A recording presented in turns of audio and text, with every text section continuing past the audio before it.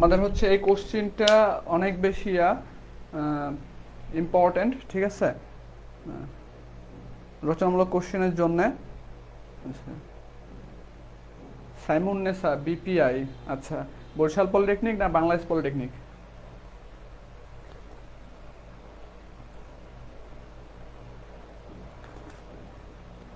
আচ্ছা, পিএলসি হচ্ছে মেকানিক্যাল 7তেও আছে, হ্যাঁ, মেকাট্রনিক্স অ্যান্ড পিএলসি।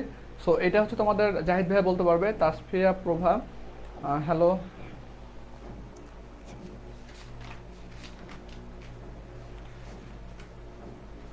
তো দেখো, হ্যাঁ, বিষয় হচ্ছে যে আমরা এটা দুইটা ভাবে প্রমাণ করতে পারি। একটা হচ্ছে ইন্টিগ্রেশনের মাধ্যমে, আরেকটা হচ্ছে তোমার এমনিতেই আমরা হচ্ছে প্রমাণ করতে পারি। তো আমি হচ্ছে তোমাদের বই ইন্টিগ্রেশন মেথডটা আছে, তোমাদের ক্লাসে হচ্ছে সারা ইন্টিগ্রেশন মেথডটাই পড়াইছে। ওকে, তো আমরা হচ্ছে নর্মাল যে নিয়মটা আছে সেটাতে আমরা ফলো করবো একটু। তো সেই ক্ষেত্রে একটা ছোট্ট একটা চিত্র দিতে হবে। ওকে, সেই চিত্রটা আমরা হচ্ছে দেখবো, খুব ইজি একটা চিত্র। আচ্ছা, সো আমরা চিত্রটা একটু আঁকি। ধরো এরকম একটা বার থেকে আমি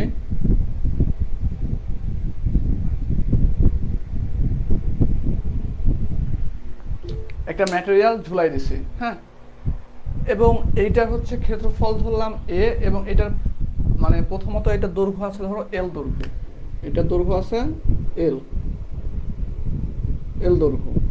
ওকে, সো এতটুকু হচ্ছে তোমরা ক্লিয়ার। এখন বিষয় হচ্ছে যে বস্তুর ওয়েট জনিত বল যেটা আছে সেটা হচ্ছে সবসময় ভর কেন্দ্র বরাবর কাজ করে।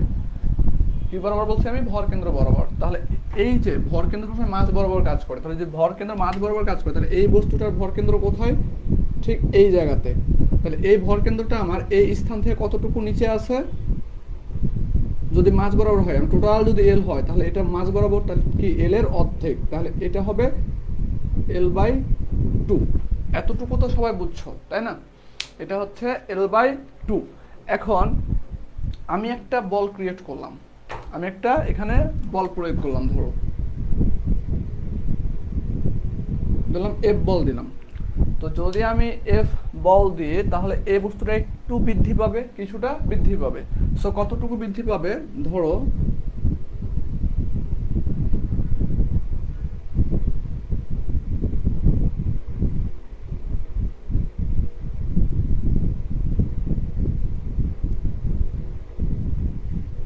আমি ধরলাম বল প্রয়োগ করার পর বস্তুটা এই পর্যন্ত আসছে, হ্যাঁ, আমি এখানে বল প্রয়োগ করছি, এখন বস্তুটা এই জায়গায় চলে আসছে। ওকে, তাহলে এখন দেখো যে বল প্রয়োগ করার পরে বস্তুটার হচ্ছে দৈর্ঘ্য হয়েছে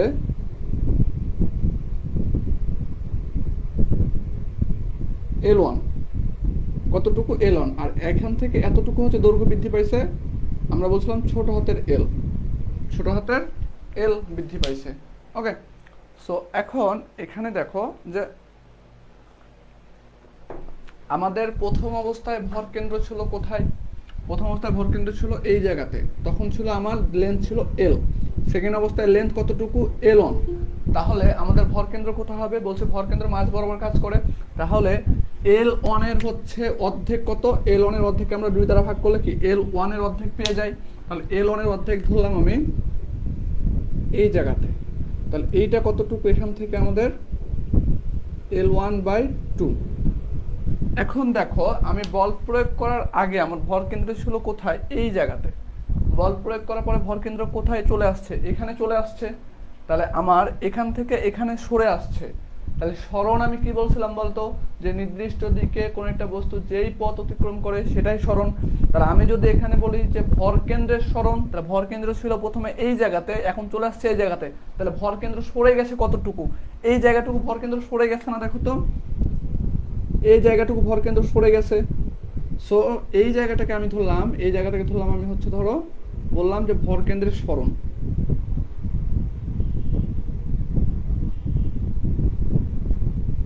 ভর কেন্দ্রের সরণ। তাহলে ভর কেন্দ্রের সরণ আমরা কিভাবে বের করতে পারি? আমরা ভর কেন্দ্রের সরণ বলছিলাম। ভর কেন্দ্রের সরণ দেখো, আমি বড় হচ্ছে এইটুকু হচ্ছে আমার বড়, তো সাপোজ ধরো আমি এখানে একটা দাগ টানলাম, এতটুকু হচ্ছে আমাদের 20 মিটার। এতটুকু হচ্ছে আমাদের 12 মিটার। তাহলে এতটুকু কত হবে আমার? 20 মাইনাস 12 সমান কত? 8। তাহলে এখন যদি বলি আমি এই টোটালটুকু হচ্ছে L1/2 আর এই 12 হইতেছে তোমার L/2, তাহলে এতটুকু কত হবে? দেখো তো, আমি টোটাল থেকে L1/2 মাইনাস L/2, এই মানটাই তো আমার হবে, তাই না? তাহলে এরপরে যেটা করবো সেটা তোমরা অনায়াসে করতে পারবা, ঠিক আছে? আমি জাস্ট একটু খালি মেন রাস্তায় উঠাই দিব, তাহলে তোমাদের ক্লিয়ার হয়ে যাবে। ওকে, সো চলো তাহলে আমরা এতটুকু মিশাই ফেললাম।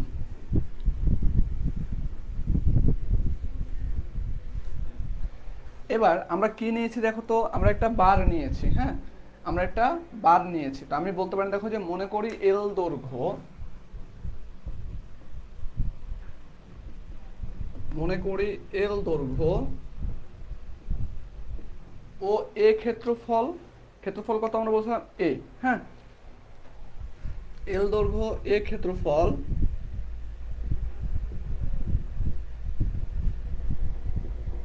বিশিষ্ট একটি বারে এফ বল প্রয়োগ করায়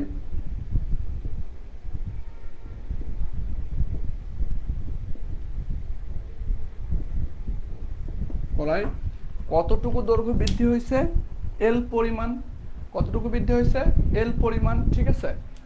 প্রয়োগ করায় দৈর্ঘ্য বৃদ্ধি পেয়েছে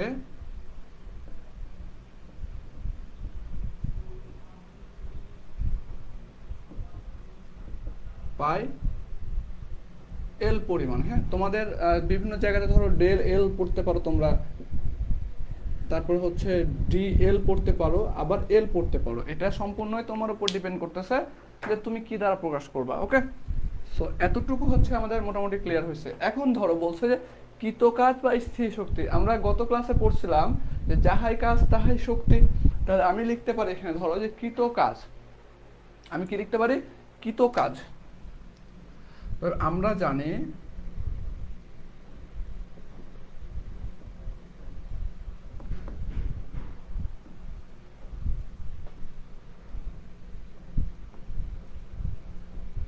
কৃতকাজ ইকুয়াল টু বল ইন্টু বলের দিকে সরণের উপাংশ।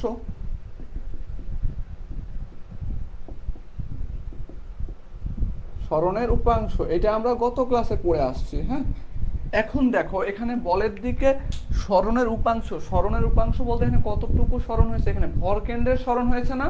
তাহলে আমরা এখানে বল ইন্টু বলের দিকে সরণের উপাংশের জায়গায় লিখবো কি? ভর কেন্দ্রের সরণ। কি লিখবো আমরা?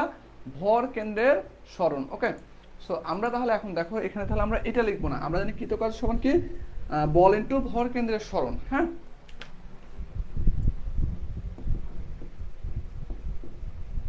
ভর কেন্দ্রের সরণ।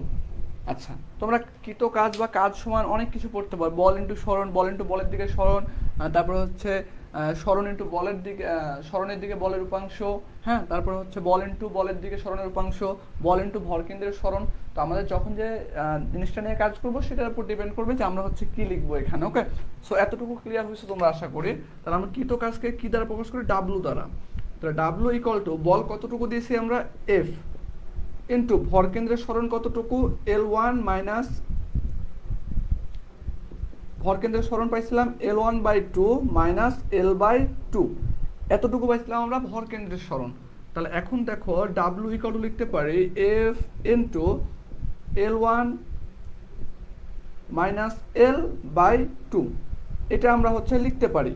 এখন দেখো আমরা গত ক্লাসে পড়ে আসছিলাম বিকৃতি কি? আমরা পড়ছিলাম বিকৃতি বা দৈর্ঘ্য বৃদ্ধি ইকুয়াল টু যতটুকু দৈর্ঘ্য বৃদ্ধি পাবে। এখানে দৈর্ঘ্য বৃদ্ধি পেয়েছে কতটুকু দেখো তো, আগে ছিল এল, এখন হচ্ছে L1। তাহলে আমরা এখানে দৈর্ঘ্য কতটুকু বৃদ্ধি পেয়েছে বলতো? বড় মাইনাস ছোট করলে আমরা দৈর্ঘ্য বৃদ্ধি ডেল এল পেয়ে যাব। তাহলে আমরা দেখো এল মাইনাস এল সমান কি? ছোট হাতের এল লিখতে পারি। তাহলে F into L/2, F into L/2, এতটুকু তো তোমরা আশা করি ক্লিয়ার হইছো। হ্যাঁ, এখন এই যে এফ, এফ বলের মানটা কি আমরা জানি? আমরা গত ক্লাসে পড়ে আসছিলাম দেখো যে ই অঙ্কের গুণনাঙ্ক, ই অঙ্কের গুণনাঙ্ক y equal to F L by A L এটা পড়ছিলাম এবং প্রমাণও দেখছি। তাহলে এখন দেখো এই এফ এর মানটা যদি আমি বের করতে চাই, এইটা এ পাশে আসলে কি গুণ হয়ে যায়, তাহলে আমরা লিখতে পারি দেখো যে F L equal to Y A del L. তাহলে এফ ইকুয়াল টু লিখতে পারি দেখো Y A L by two, এটা লিখতে পারি। তাহলে এই মানটা আমরা এখানে বসাতে পারি এফ এর জায়গাতে। হ্যাঁ, তাহলে দেখো আমরা লিখতে পারি এখানে যে W equal to Y A L by L into L by two. এতটুকু সবাই ক্লিয়ার হয়েছে আশা করি। তাহলে এখন দেখো এখান থেকে লিখতে পারি আমরা W equal to A enter সাথে গুণ হলে কি হয়, ওয়াই এ এল এর উপর square by two L two L. এতটুকু পর্যন্ত আশা করি তোমাদের কোনো কোশ্চেন নাই, যদি থাকে তাহলে কমেন্ট সেকশনে একটু জানাও। এইখানে তোমরা একটু খাতা যখন করবা একটু সাইড নোট দিয়ে দিবা যে এফ ইকুয়াল টু আমরা জানি ওয়াই এ এল বাই এল, এটা হচ্ছে সাইড নোট দিয়ে দিবা। হ্যাঁ, পরীক্ষার খাতাতে, তাহলে তোমাদের এভাবে ভেঙে দেখাতে হবে না, আমি জাস্ট ভেঙে দেখাচ্ছি ক্লাসের জন্য। হ্যাঁ, তাহলে এতটুকু পর্যন্ত আমাদের ক্লিয়ার হয়েছে। এখন দেখো এই যে আমরা এই মানটা পেয়েছি কৃত কাজ, এটা হচ্ছে আমাদের ভি আয়তনে কৃত কাজ ছিল, মানে টোটাল আয়তনে আমি কতটুকু কৃত কাজ পাইতেছি এইটা। তাহলে আমার চাইছে কোন এককে, একক আয়তনে। তাহলে আমি যদি বলি যে দেখো যে ভি আয়তনে কৃত কাজ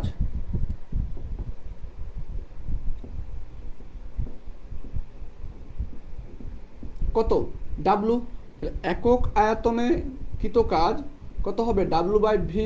তাহলে এই ডাব্লু বাই ভি এর মানটা আমাকে বের করতে হবে।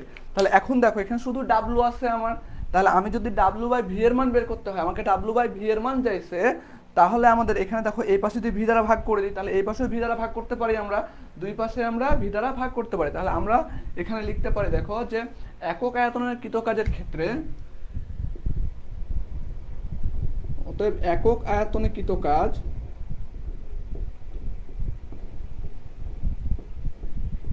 কাজ ডাব্লু বাই ভি ইকুয়াল, এখানে যে মানটা পেয়েছি আমরা হাফ, এভাবে লিখতে পারি দেখো এই সমীকরণটা, হাফ ইন্টু এটা লিখতে পারি ওয়াই এ এল এর উপর স্কোয়ার বাই এল, এভাবে লিখতে পারি। হ্যাঁ, আর একটা দেখো আরেকটা হচ্ছে আমাদের ওয়ান বাই ভি, কারণ দেখো ওয়ান বাই ভি বলতে কি এই পাশে ভি দ্বারা ভাগ করছে, এই জন্য এই পাশেও ভি দ্বারা ভাগ করতে হবে। ঠিক আছে, সো এখন দেখো এখান থেকে আমরা লিখতে পারি ডাব্লু বাই ভি ইকুয়াল, একটু আমাকে বলো যে আমরা এই যে ভি আয়তন আমরা লিখছি এই পাশে, আমরা আয়তন কোন পাশে লিখছি, এই পাশে আয়তন লিখছি, তো এই আয়তনটা আমরা কি বলতে পারি দেখো যে half into Y A L এর উপর স্কোয়ার বাই এল ইন্টু এই ভিটা কার, এইটার হচ্ছে এই প্রথমে যে বার ছিল এই বারের ভি।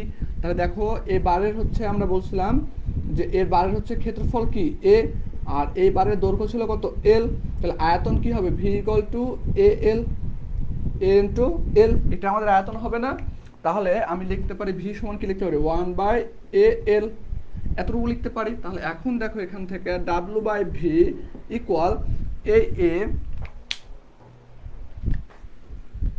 এ আর এ কেটে যায়, এ আর এ কেটে যায়। তাহলে দেখো এখন লিখতে পারি আমরা half into Y, half into Y into A L আর এ এল গুণ করলে কি এল স্কোয়ার, তাহলে এ এল square R A L square, এটা আমরা লিখতে পারি, এটা আমরা লিখতে পারি। তাহলে এখন দেখো এখান থেকে W by V equal to half into A Y, ওয়াইটা কি আমার ই অঙ্কের গুণাঙ্ক, তাহলে ওয়াই ই অঙ্কের গুণাঙ্ক ওয়াই ইকুয়াল আমরা কি পড়ছিলাম এফ এল বাই এ এল, এই মানটা বসাবো আমরা। তাহলে F L by A L into কি এল বাই এল, তা দেখো এ এল স্কোয়ার, তাহলে এখান থেকে দেখো একটা এল কেটে যায়, এটার সাথে একটা এল কাটে, এটার সাথে একটা এল কাটে, এই এল আর এল, তাহলে এখান থেকে কি শুধু একটা একটা করে থাকে। তাহলে এখন দেখো আমরা এখান থেকে লিখতে পারি W by V equal to half into F by A into ছোট হাতের এল বাই এল। তাহলে এখন দেখো এটা হচ্ছে আমরা পীড়নের সংজ্ঞা কি পড়ছিলাম, বল বাই ক্ষেত্রফল, বল বাই ক্ষেত্রফল। আবার আমরা হচ্ছে বিকৃতির সূত্র কি পড়ছিলাম যে পরিবর্তিত দৈর্ঘ্য ডিভাইডেড বাই আদি দৈর্ঘ্য, বা পরিবর্তিত পরিবর্তিত দৈর্ঘ্য বাই আদি দৈর্ঘ্য, দেখো পরিবর্তিত দৈর্ঘ্যকে del L L divided by L. তাহলে আমরা বলতে পারি না অতএব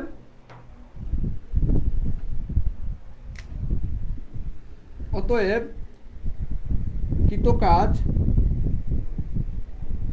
আচ্ছা অতএব হচ্ছে কি লিখতে পারি, W/V equal to half into পীড়ন ইন্টু বিকৃতি, এটা লিখতে পারি আমরা।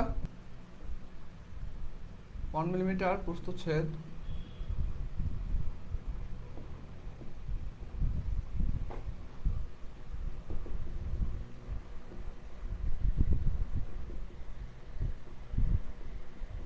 ক্ষেত্রফল বিশিষ্ট একটি ইস্পাতের তারের দৈর্ঘ্য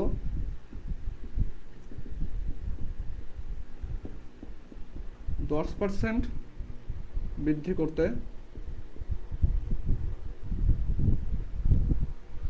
কত বল প্রয়োগ করতে হবে, কত বল প্রয়োগ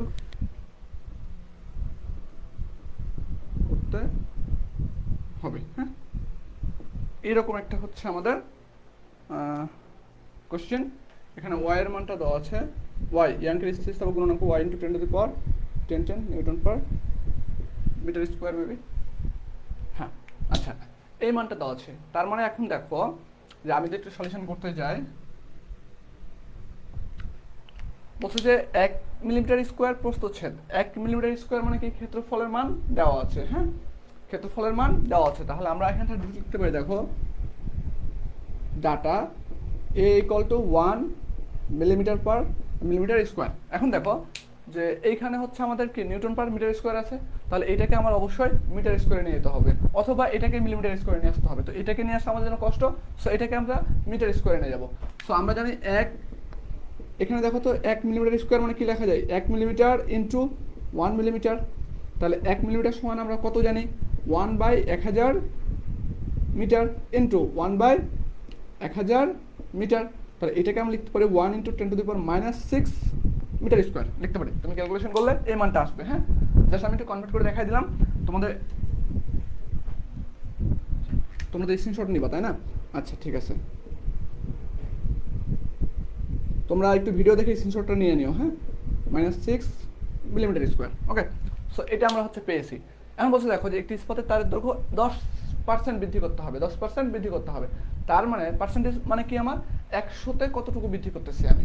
সো আগে ছিল 100, এখন কতটুকু বৃদ্ধি করছি, 10%। তার মানে এখন কত হবে, 110। এখন কত হবে, 110। তাহলে আমার আগে ছিল 100, এখন ছিল 110 হবে। তার মানে দেখো যে আমাদের এল ছিল হচ্ছে 100 মিটার ধরলাম আমি। হ্যাঁ, আর কতটুকু বৃদ্ধি করব, 10। তার মানে হচ্ছে বৃদ্ধি বলছে কি আমাদের ছোট হাতের এলটা হচ্ছে কত, 10। তাহলে যখন তোমার বলা থাকবে যে এত পার্সেন্ট, তার মানে আমার 100-তে কতটুকু বৃদ্ধি করতেছি, বোঝা গেছে? সো এটা আমরা হচ্ছে মান পেয়ে গেছি।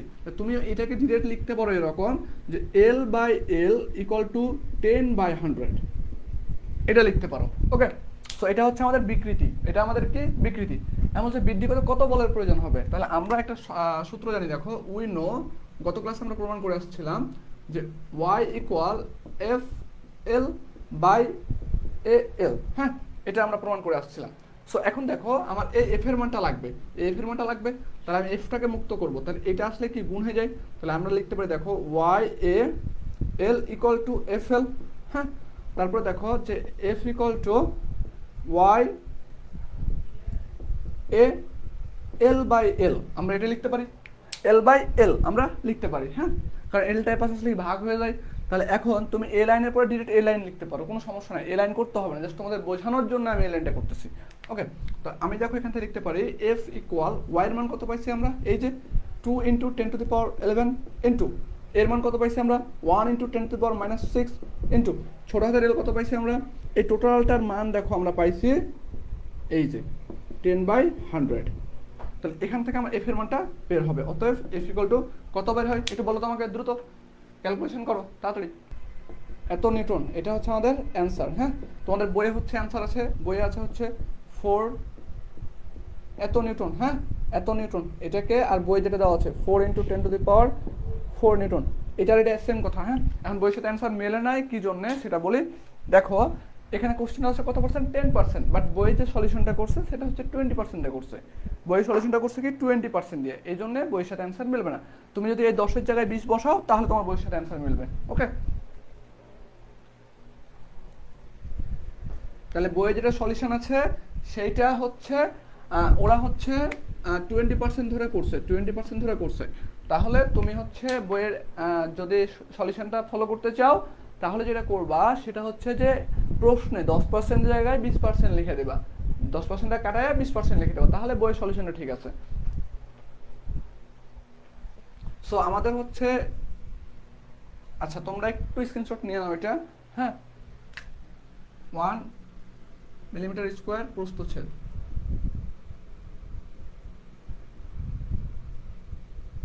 প্রস্থচ্ছেদে একটু স্ক্রিনশট নিয়ে নাও। হ্যাঁ,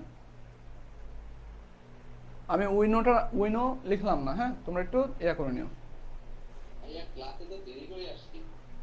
তো তুমি দেরি করে আসলে আমার কি দোষ?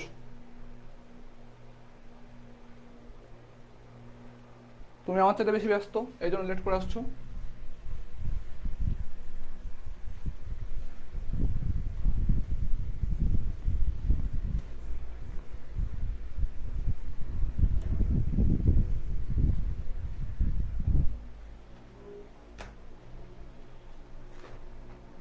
তো এরপরে যে চ্যাপ্টারটা আমরা পড়বো সেটা হচ্ছে তোমার পৃষ্ঠটান বা সান্দ্রতা।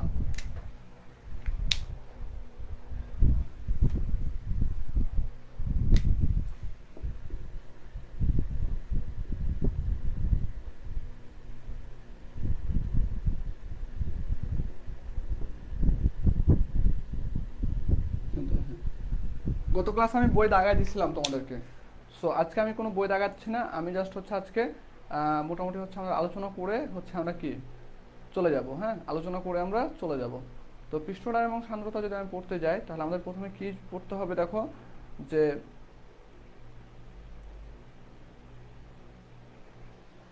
তোমাদের কি কি আছে আমি একটু দেখি। হ্যাঁ, কারণ হইতেছে আমার মনে হয় পেইড ব্যাচের স্টুডেন্টকে আমি হচ্ছে পড়াই দিয়েছিলাম আর কি একবার, যে তোমার নিউটনের হচ্ছে সূত্র আছে প্রবাহের, ওইটা প্রমাণ করে দিয়েছিলাম, কিন্তু ওটা হচ্ছে তোমাদের নাই, ওই প্রমাণ তোমাদের নাই আর কি। হ্যাঁ, তারপর আমি পড়াই দিয়েছিলাম। ওকে, আচ্ছা। সো এখান থেকে রচনামূলক কোশ্চেন আমি একটাই করাবো, ঠিক আছে? এটা করলেই এনাফ আশা করি। যেহেতু তোমাদেরকে এখন বেশি করাইলে সমস্যা হবে কি, তোমরা রিভিশন করতে পারবে না। কালকে সবার 10টার সময় পরীক্ষা না? আচ্ছা, যা পেড, তোমরা যারা পেড ব্যাচের স্টুডেন্ট আছো তাদের জন্য হিসাবটা আলাদা, কারণ তোমাদেরকে অনেক আগেই পড়ানো হয়েছে, ঠিক আছে? তোমরা জাস্ট এই ক্লাসগুলো হচ্ছে রিভিশন করবা, আর বাকি যে আগে যেগুলো পড়াইছি সেগুলো হচ্ছে ফলো করবা।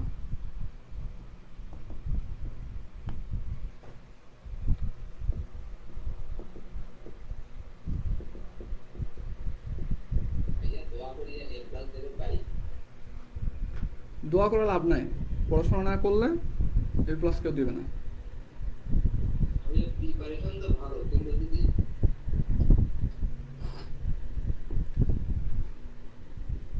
তোমাকে বইয়ের বাইরে থেকে কোশ্চেন করবে না, ঠিক আছে?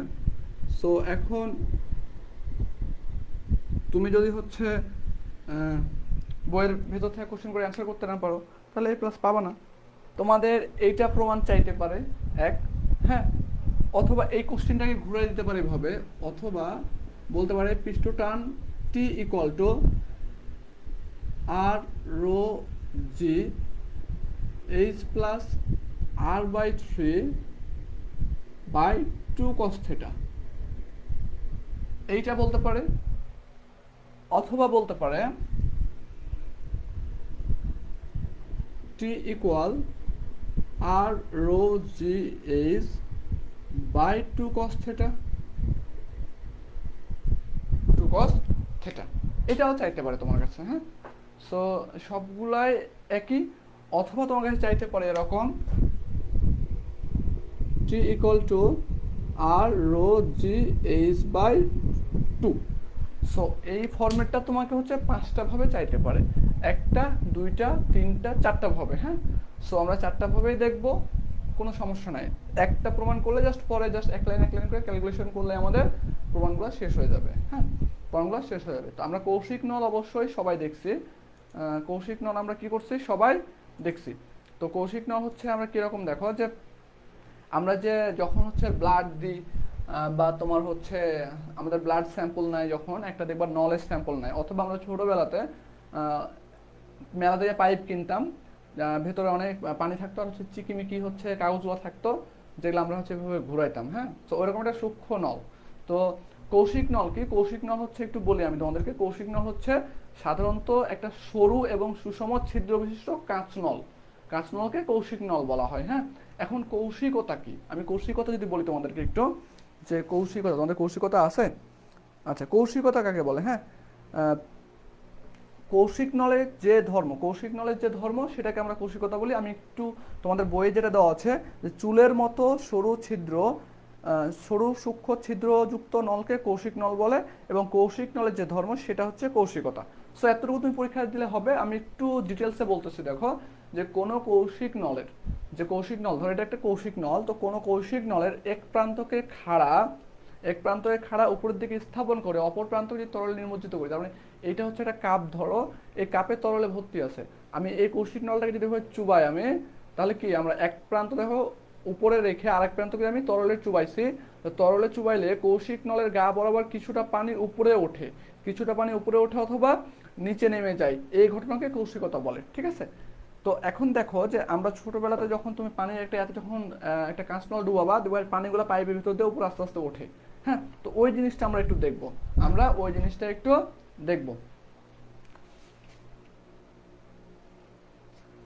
ওকে। আমি এইটা মিশাই ফেললাম, হ্যাঁ আমি এইটুকু মিশাই ফেললাম।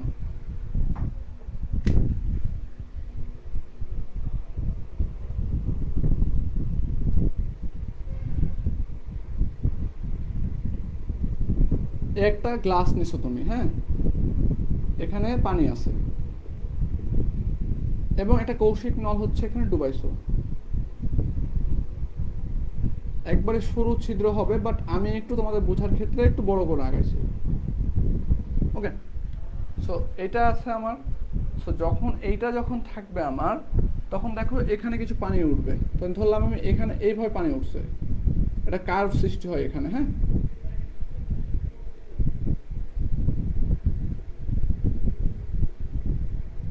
এতটুকু পানি আছে আমার, এতটুকু কি আছে, পানি আছে। এখন দেখো যে এতটুকু যে পানি আছে আমার, এই পানিটা আমি কিভাবে নির্ণয় করতে পারি, আমি রেড কালি একটু ইউজ করি তোমাদের জন্য।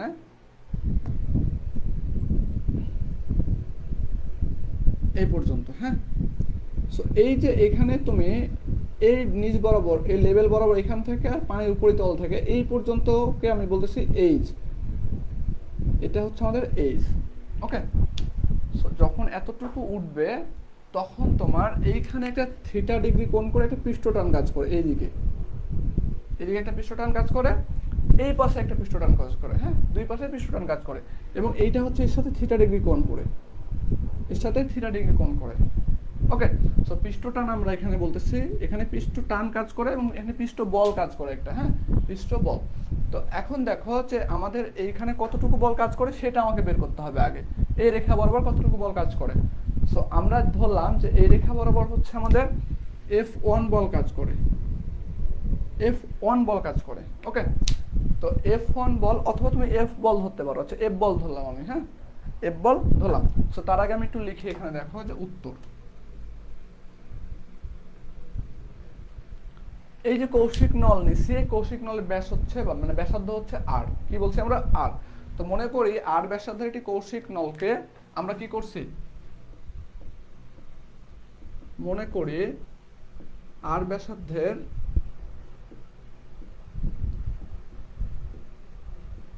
একটি কৌশিক নলকে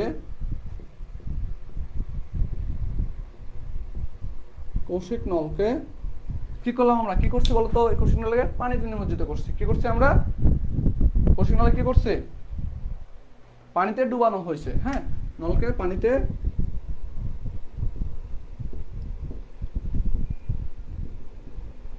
ডুবানো হয়েছে।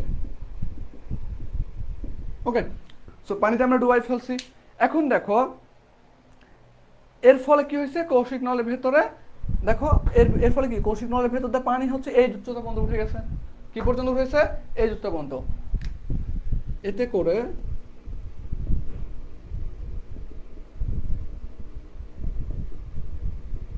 কৌশিক নলের ভেতর দিয়ে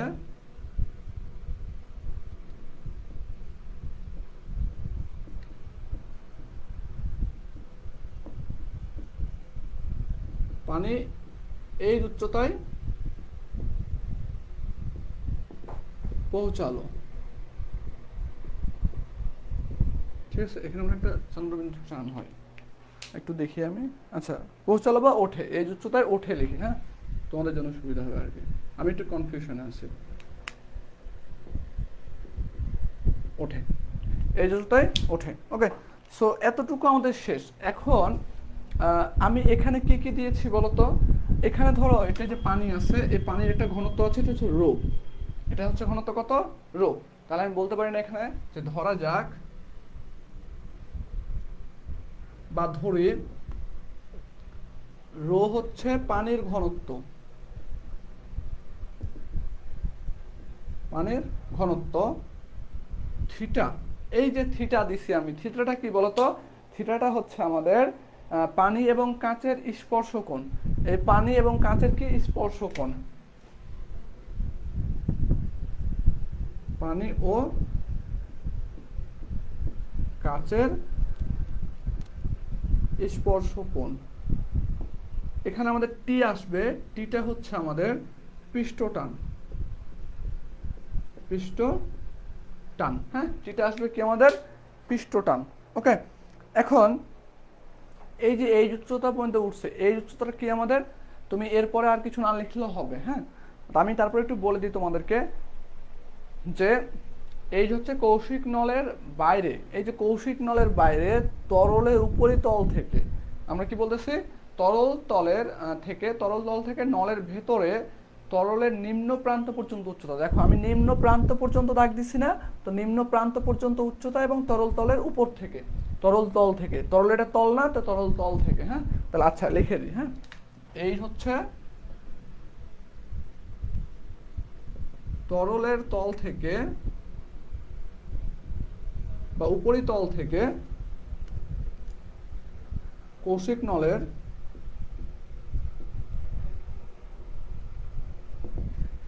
কি আমাদের দেখো তো ওখানে একটু তাকায়া, যে কৌশিক নলের ভেতরের তলে তরলের, কৌশিক নলের ভেতরের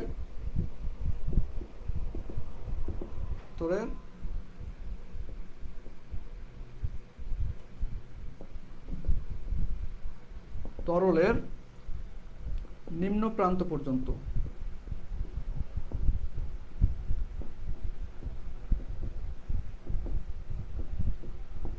উচ্চতা, এখানে লিখবে বাইরের, হ্যাঁ। সো এতটুকু লিখলে আমাদের এনাফ। এখন আমি পৃষ্ঠটান লিখছি, তো আমাদের হচ্ছে এই বলের মানটা লাগবে, হ্যাঁ। সো আমি লিখতে পারি যে আমরা জানি পৃষ্ঠটান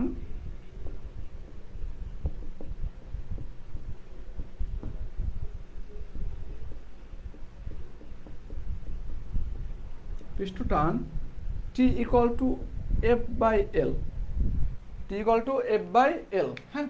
এটা হচ্ছে আমাদের পৃষ্ঠটান, মানে পৃষ্ঠটানের সংজ্ঞা থেকে আমরা এই সূত্রটা লিখতে পারি। ওকে, সো আমরা হচ্ছে পৃষ্ঠটানের একটু, আমি তোমাদেরকে একটু বলতেছি এই পৃষ্ঠটানটা কি আসলে। পৃষ্ঠটানটা হচ্ছে তোমার তরলের একটা বিশেষ ধর্ম, তরলের একটা কি বিশেষ ধর্ম, যে তরল পৃষ্ঠ সর্বদাই, তরল পৃষ্ঠ কি সর্বদাই সংকুচিত হয়ে সর্বনিম্ন ক্ষেত্রফলে আসতে চায়, এবং তরলের মধ্যে যেই বলের প্রভাবে এই বিশেষ ধর্ম ঘটে সেই বলকে আমরা তরলের পৃষ্ঠটান বলি। ওকে, সো এতটুকু আশা করি তোমরা ক্লিয়ার হইছো। তাহলে এখান থেকে আমরা বলতে পারি, দেখো যে এখান থেকে লিখতে পারি এই টি এর কাছে কি হয়, গুণ হয়ে যায় টি ইন্টু এল, টি ইন্টু এল। এইটা হচ্ছে আমাদের ওই এফ এর মানটা, আমাদের কি, আমাদের এটা ওই এফ এর মানটা, হ্যাঁ। সো এখন এই এল এর মানটা কি, লেন্থ আমি কোথায় পাবো? তো এই যে এই সার্কুলার আমাদের রেডিয়াস আছে দেখো, সো আমি ওইটা কেটে নিয়ে আসছি এখানে, হ্যাঁ, আমি এখানে আঁকাইতেছি, সমস্যা নেই। সো আমি এইখানে দেখো এই রেডিয়াসটা কত ছিল আমাদের আর, সো এটাকে যদি আমি কেটে যদি লম্বা করি, আমরা কৌণিক বেগে পড়ছিলাম, কেটে যদি আমি লম্বা করি তাহলে দেখতে এরকম হয় না আমাদের, এরকম হয়। সো এটাকে বলতেছি আমরা লেন্থ, এটা আমাদের লেন্থ। তাহলে এল ইকুয়াল টু বলতেছি আমরা পাই ডি, অথবা বলতে পারি আমরা এল ইকুয়াল টু 2 পাই আর। 2 পাই আর, যেহেতু আমরা ব্যাসার্ধ নিয়েছি তাহলে এখানে এল এর মান কি বসাবো, 2 পাই আর। তাহলে এফ ইকুয়াল টু আমরা কি লিখতে পারি, টি ইন্টু 2 পাই আর, এল ইন্টু 2 পাই আর। তাহলে আমরা দেখো এখানে পেয়ে গেছি এফ ইকুয়াল টু টি ইন্টু 2 পাই আর। ওকে, তোমাদের এগুলা দেখাইতে হবে না, হ্যাঁ, পরীক্ষা খাতায় এগুলো দেখাতে হবে, জাস্ট এই একটা ফিগার দিলেই হবে। আমি এরপরে আরো কিছু ফিগার রাখবো, এগুলো দেখাইতে হবে না, জাস্ট এটা তোমার কনসেপ্ট ক্লিয়ার করার জন্য, যাতে তুমি পরীক্ষাতে ফ্রি হ্যান্ডে লিখতে পারো। সো এতটুকু আমরা পেয়েছি। এখন আমরা হচ্ছে এখান থেকে দেখো, যখন অ্যাঙ্গেল করে একটা বল যাবে তখন এটা দুটো উপাংশে ভাগ হয়, একটা হচ্ছে এই উপাংশ আর একটা হচ্ছে এই উপাংশ, হ্যাঁ। তো এটা হচ্ছে আমরা বললাম এফ ওয়াই, এটা হচ্ছে আমাদের এফ এক্স। তাহলে এফ ওয়াই এর মান কত বলতো, যে আমরা জানি যার সাথে কোণ করবে সেটা কি কসের উপাংশ, তাহলে বলতে পারি না আমরা এরকম, দেখো যে টি কস থেটা ইন্টু 2 পাই আর, এটা লিখতে পারি। তাহলে এটা কত হবে, এটা হবে টি সাইন থেটা ইন্টু 2 পাই আর, এইটা হবে। সো এতটুকু আশা করি তোমরা সবাই ক্লিয়ার হইছো, হ্যাঁ। এখন যারা ফেসবুক লাইভে ক্লাস করতেছো,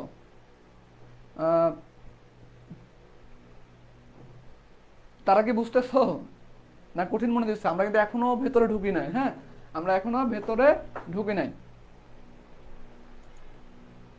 সো এখানে দেখো যে আমার এই তরলটা কখন এখানে স্থির হবে, ধরো সাপোজ আমার দুই হাত ধরে এই পাশে একজন টানতেছে, এই পাশে একজন টানতেছে, তো আমি এখানে স্টিল দাঁড়ায় আছি কখন, যখন এই পাশের বল এবং এই পাশের বল দুইজন সমান বলে টানবে। তাহলে উপর দিকে আমার পানিটা উপরে বল কাজ করতেছে কত, এতটুকু, এন্ড পানির নিচে একটা বল কাজ করে না, সেটা আমরা বলি কি ওয়েট জনিত বল। ওয়েট জনিত বলকে আমরা কি দ্বারা প্রকাশ করি, ডাব্লু দ্বারা। তো আমি ধরলাম যে পানি একটা নিচে বল কাজ করতেছে, সেটা হচ্ছে ডাব্লু, সেটা হচ্ছে ডাব্লু, ওয়েট জনিত বল। তাহলে আমার যখন এই ওয়েট জনিত বল আর এফ ওয়াই এর মানটা সমান হবে, তখনই আমাদের কি এই জায়গাতে পানি তরলটা স্থির থাকবে। তাহলে আমি লিখতে পারি এখান থেকে, দেখো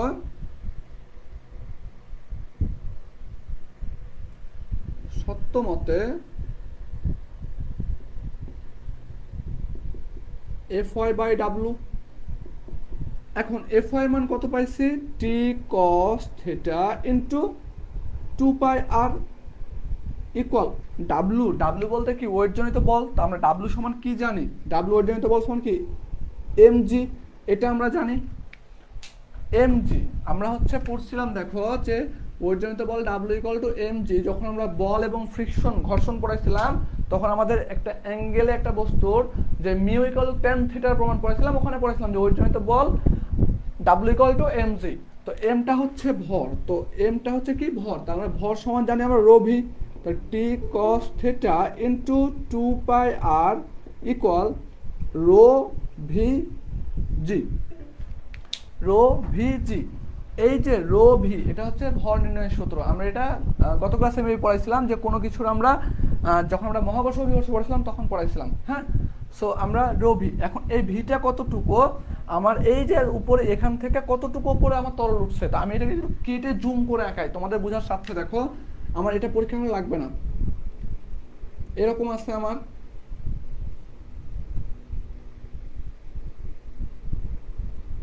এভাবে। এখন দেখো এই যে তল এখান থেকে আমার এই পর্যন্ত হচ্ছে এইচ, এটা আমার তরল কি দেখো তো, এই জায়গাতেও তরল আছে না, এই জায়গাতে আমার কি তরল আছে। তাহলে আমি টোটাল আমার যে আয়তন, এই আয়তনটা কি আমার টোটাল যে এখান থেকে তরল কতটুকু উঠছে সেই তরলের আয়তন, মানে এখান থেকে টোটাল এই পর্যন্ত যা আছে।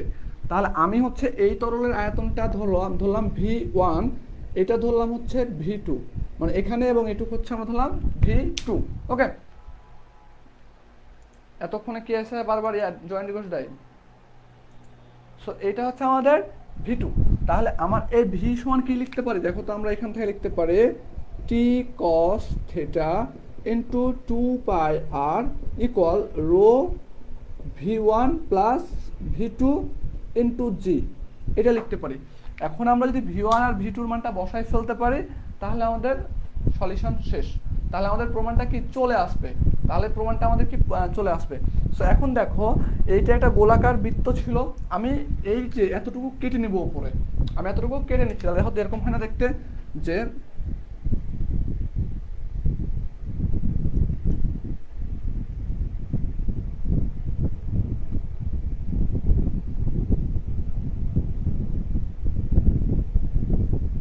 এরকম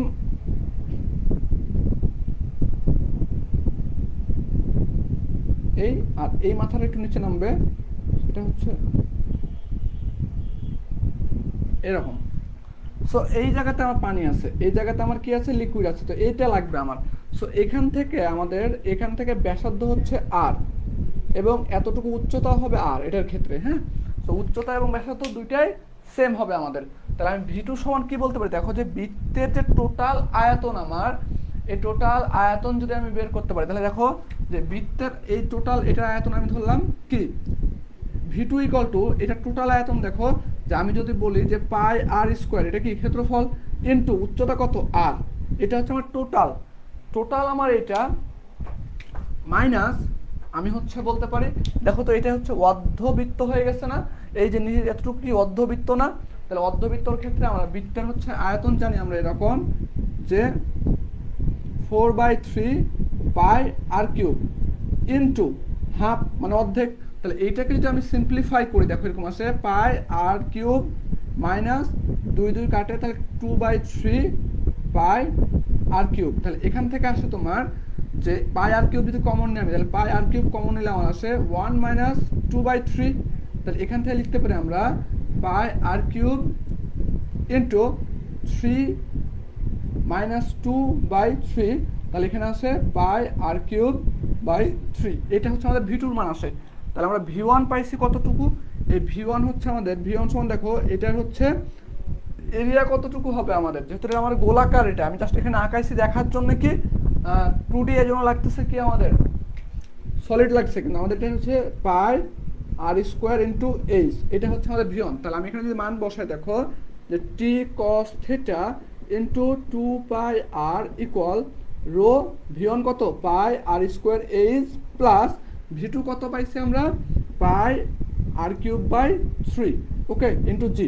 তোমরা জাস্ট V1 আর V2 মানটা মুখস্থ করে ফেলবা, V1 আর V2 মানটা মুখস্থ করবে, এত ক্যালকুলেশন তোমাদের করার দরকার নেই পরীক্ষার হলে, হ্যাঁ।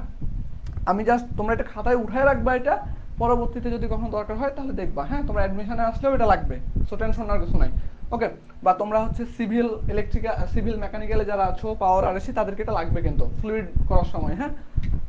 সো এখন দেখো এখান থেকে আমরা বলতেছি যে এটা এখন আমরা ক্যালকুলেশন করবো টি cos theta into 2 pi R equal, এটা যদি যোগ করি আমরা, এটা যদি আমরা যোগ করি, তাহলে দেখো তো আমরা এখান থেকে পাই আর স্কোয়ার কমন নেওয়া যায়, তাহলে আমরা হচ্ছে লিখতে পারি পাই আর স্কোয়ার যদি কমন নিই, তাহলে এখানে থেকে কি H plus R by 3 rho G, ওকে।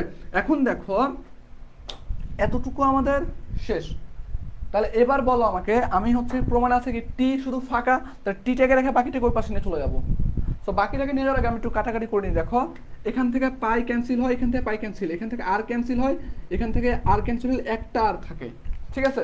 তাহলে আমরা বলতে পারি না এখান থেকে, দেখো যে টি কস থেটা, টি রেখে ওই পাশে সব নিয়ে যাব, তাহলে দেখো এই পাশে কে থাকে আর এই যে rho G H plus R by 3 divided by এই 2 এই পাশে আসলে ভাগ হয়, আর এটা হচ্ছে কস থেটা। সো এইটা হচ্ছে আমাদের একটা প্রমাণ, এটা হচ্ছে আমাদের একটা প্রমাণ, যদি আমাদের এই ফরম্যাটটা চাই তাহলে এটা প্রমাণ আমাদের শেষ, ওকে। এবার এখান থেকে আমি নিয়ে আসতেছি,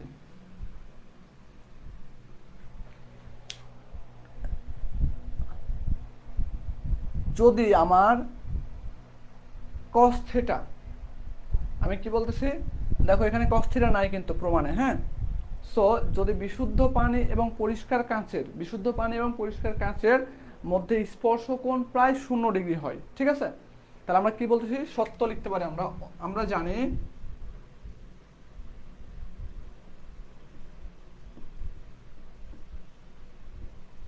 পানি এবং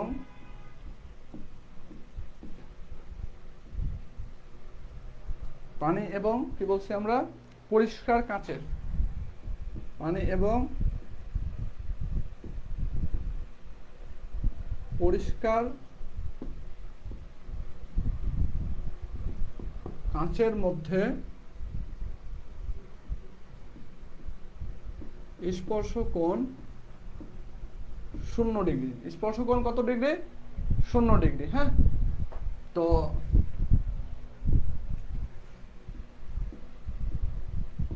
হওয়ায় আমরা cos থিটা ইকুয়াল টু লিখতে পারি 1, cos থিটা ইকুয়াল টু লিখতে পারি 1 লিখতে পারি। তাহলে এখন এখানে cos থিটা মানে 1 বসাও, তাহলে কি আসে, t ইকুয়াল, অতএব t equal r rho G H plus r by 3/2।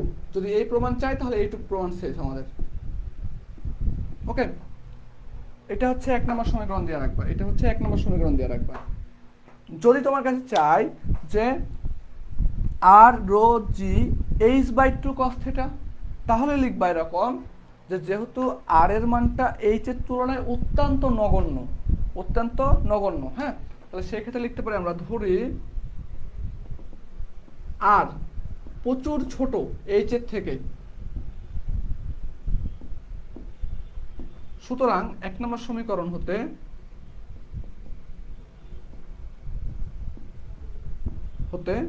কি লিখতে পারি, তাহলে আরটাকে ভ্যানিশ করে দেবো আমরা, তাহলে লিখবো T equal to R rho G H by 2 cos theta. এই আর বাই 3টা কি হবে, তখন ভ্যানিশ হয়ে যাবে। এখন তোমার যদি বলে কস থিটা নাই, বলছে কি আর রো জি এইচ বাই 2 প্রমাণ করো, তখন কি করবা, তখন হচ্ছে এই লাইন পর্যন্ত তো আসবা, হ্যাঁ, এই লাইন পর্যন্ত, এখান থেকে এই পর্যন্ত আসবা, দেন তখন এই লাইনটা স্কিপ করে তখন হচ্ছে তোমরা এখান থেকে শুরু করবা, এখান থেকে নিয়ে তখন এখানে লিখবা এরকম যে ধরি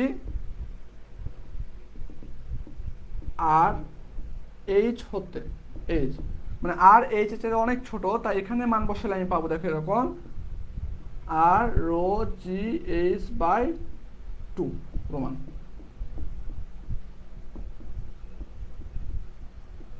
সো আমাদের কোন ফরম্যাটে চেয়েছে আমরা সেই ফরম্যাটে নিয়ে চলে যাব। এই প্রমাণে সবচাইতে কঠিন কাজ হইতেছে এই আয়তনটা বের করা। হ্যাঁ, যদি আয়তন বের করা শিখে ফেলতে, মানে বের করতে পারো, তাহলেই কোনো প্রবলেম হবে না। ওকে,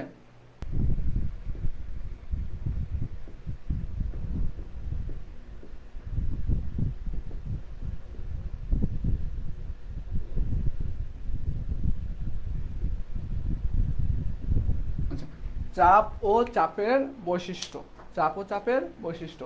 আমরা গত ক্লাসে তোমাদের পীড়ন বিকৃতি পড়ানোর সময় চাপের সংজ্ঞাটা বলে দিয়েছিলাম, হ্যাঁ, এবং চাপের মাত্রা সমীকরণ এবং পীড়নের মাত্রা সমীকরণ সেম হবে সেটাও বলছিলাম। সো আমি চাপ কাকে বলে, চাপের মাত্রা সমীকরণ, এগুলো হচ্ছে আমি পড়াবো না, তোমরা জাস্ট একটু দেখে নিবা, তাহলে লিখতে পারবে আর কি। এখান থেকে যে কোশ্চিনটা সবচাইতে বেশি ইম্পর্টেন্ট এবং অনেকবার অসংখ্যবার আসছে, সেটা হচ্ছে প্রমাণ করো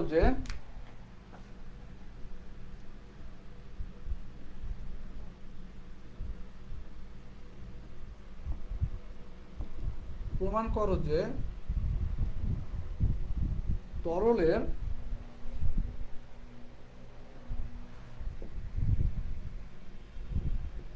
অভ্যন্তরে কোনো বিন্দুতে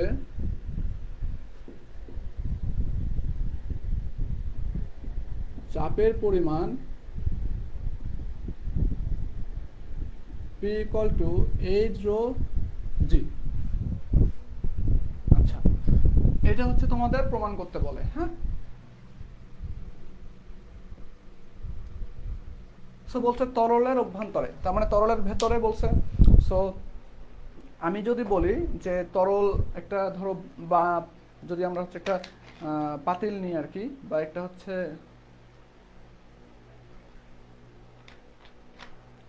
দেখো একটা হচ্ছে আমরা হচ্ছে পাতিল নিয়েছি ধরো।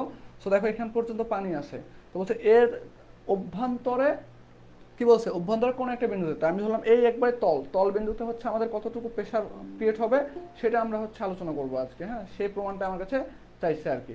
সো এখন এখান থেকে দেখো তুমি যে আমাদের এই লেয়ার থেকে এই পর্যন্ত উচ্চতা ধরলাম আমরা এইচ, কি ধরলাম আমরা উচ্চতা এইচ, এবং এই পয়েন্টে আমি হচ্ছে তরলের চাপ নির্ণয় করব, তরলের চাপ নির্ণয় করব। সো আমি এখানে একটা পাত্র আঁকাইতেছি, হ্যাঁ, এই একটা পাত্র নিলাম, এখানে পানি আছে, তো আমি এই একটা পয়েন্ট, এই পয়েন্টে আমি হচ্ছে চাপ নির্ণয় করব। তো এটা ধরলাম আমি এই উচ্চতা পর্যন্ত তরল আছে আমার, এবং তরলের ঘনত্ব হচ্ছে রো, তরলের ঘনত্ব রো, হ্যাঁ। সো তাহলে আমি একটু বাংলা কথা যদি লিখি আমি, যে এটা আমি একটা ধরো পয়েন্ট দিলাম, এটা হচ্ছে এ পয়েন্ট অথবা তুমি ও পয়েন্ট, যা পয়েন্ট দিতে পারো, ওই দি, হ্যাঁ, তোমাদের বইয়ে মেবি কি দেওয়া আছে দেখি একটু, ও হ্যাঁ। সো আমি ধরো যদি লিখি যে মনে করি এই পাত্রে হচ্ছে রো ঘনত্বের একটা কি আছে, কিছু তরল পদার্থ আছে, হ্যাঁ, তাহলে লিখতে পারি আমরা কি, মনে করি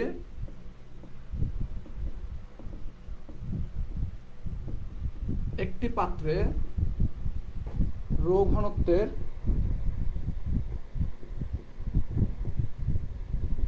তরল পদার্থ আছে, তরল পদার্থ আছে, হ্যাঁ, এবং এই তরল কি, এই তরল এইচ গভীরতায়, এই তরল এইচ গভীরতায় ও বিন্দুতে, কি বলতেছি আমরা, এইচ গভীরতায় এ বিন্দুতে তরলের চাপ পরিমাপ করতে হবে, গভীরতায় ও বিন্দুতে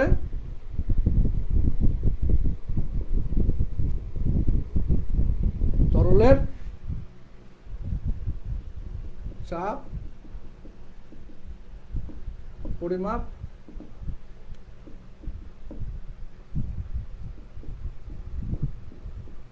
করতে হবে, কি করতে হবে, তরলের চাপ পরিমাপ করতে হবে, ঠিক আছে। সো এখন আমি লিখতে পারি, ধরি এইচ হচ্ছে, এইচটা কি আমাদের, এইচ হচ্ছে তোমার মুক্ত তল থেকে ও গভীরতায় তরলের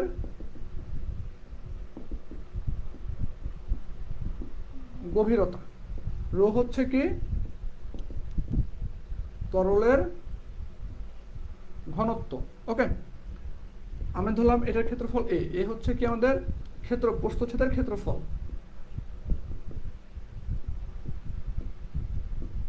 প্রস্থচ্ছেদের ক্ষেত্রফল, আর এই যে পানি রাখছি আমি ওপরে হচ্ছে আমাদের কি জি কাজ করে, তা জি হচ্ছে কি আমাদের অভিকর্ষীয় ত্বরণ, ঠিক আছে, জি হচ্ছে অভিকর্ষীয় ত্বরণ, হ্যাঁ, এই বানানটা ঠিক করে নিবা, ভয় মানে দৃশ্যইকার হবে, হ্যাঁ, ত্বরণ। আচ্ছা, সো এতটুকু শেষ আমাদের। তা আমরা জানি যে চাপ, আমরা জানি চাপ P equal to F by A।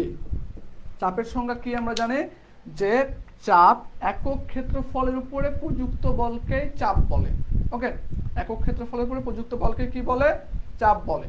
তাহলে আমরা চাপ P ইকুয়াল টু লিখতে পারি F বাই A, হ্যাঁ। তাহলে এখন দেখো যে P equal to F, F হচ্ছে কি বল, তো এফ হচ্ছে আমরা বল যদি জানি, তাহলে বলের সূত্র আমরা জানতাম যে এম এ, অথবা বল সমান লিখতে পারি আমরা এম জি, হ্যাঁ, এম জি। তো এখন যেহেতু আমার এখানে অভিকর্ষীয় ত্বরণ জি কাজ করতেছে, সুতরাং আমরা কি এম জি লিখবো, এম এ লিখতে পারবো না, তাহলে আমরা লিখতে পারি না, দেখো এফ এর বদলে আমরা এম জি লিখতে পারি, M G by A, M G by A. এখন দেখো এখান থেকে লিখতে পারি আমরা P ইকুয়াল টু এম, এমটা কি আমাদের তরলের ভর, তো তরলের ভর সমান কি আমরা জানি, rho V G by A, rho V. আমরা একটু আগে বলছি যে কোনো একটা কিছুর ভর নির্ণয় করতে হলে সেই মানে সেই ম্যাটেরিয়ালের যদি ঘনত্বের সাথে আমরা সেই ম্যাটেরিয়ালের আয়তন গুণ দিই, তাহলে আমরা কি পাবো, ভর পেয়ে যাব। তাহলে এখন দেখো এখান থেকে লিখতে পারি আমরা P ইকুয়াল টু রো, এটা হচ্ছে আমাদের ক্ষেত্রফল কত, এ, আমরা এখানে লিখছি আগে দেখো প্রস্থচ্ছেদের ক্ষেত্রফল, তাহলে আমাদের আয়তন কি হবে বলতো, আয়তন ভি সমান লিখতে পারি আমরা ক্ষেত্রফল ইনটু উচ্চতা এইচ, উচ্চতা কত এইচ, তাহলে আমরা এই ভি এর জায়গাতে কি বসাতে পারি, এ এইচ, আর এটা হচ্ছে জি থেকে গেল ডিভাইড বাই কত এ, তাহলে এখান থেকে দেখো এ আর এ ক্যান্সেল হয়ে যায়, তাহলে পি সমান লিখতে পারি আমরা এইচ রো জি, অথবা তোমাদের বইয়ে আর কি দেওয়া আছে এইচ রো জি লিখতে পারো, অথবা রো জি এইচ, যা লিখবা একই কথা। হ্যাঁ, সো এটাই হচ্ছে আমাদের প্রমাণ, এটাই হচ্ছে আমাদের কি প্রমাণ, প্রুফ। এখানে আমি একটু লিখে দিচ্ছি, তোমার একটা ম্যাথ করাবো, এই জন্য এই হচ্ছে আমার এখানে দেখো চিত্রতে, এই হচ্ছে তরল কতটুকু গভীরতায় আছে, কতটুকু গভীরতা আছে সেটার উচ্চতা হচ্ছে এইচ, রোটা হচ্ছে আমি যেই লিকুইড বা যেই তরল নিয়ে কাজ করতেছি সেই তরলের ঘনত্ব, আর যেটা হচ্ছে অবিকর্ষীয় ত্বরণ। সো এতটুকু তোমরা ক্লিয়ার হয়েছো? একটু স্ক্রিনশট দিয়ে নাও, আর কোনো কোশ্চেন থাকলে বলতে পারো।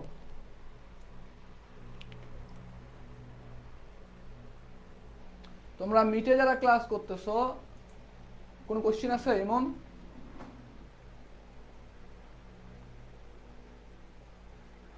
এতটুকু বুঝছো? মহিম বিশ্বাস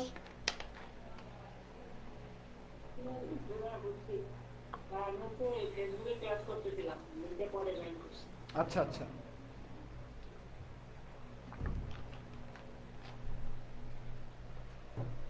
সো তাহলে আমরা একটু ফেসবুক কমেন্টে দেখি কেউ কমেন্ট করছে কিনা। আচ্ছা ঠিক আছে, সো আমরা এটা মিশাই দিলাম। হ্যাঁ,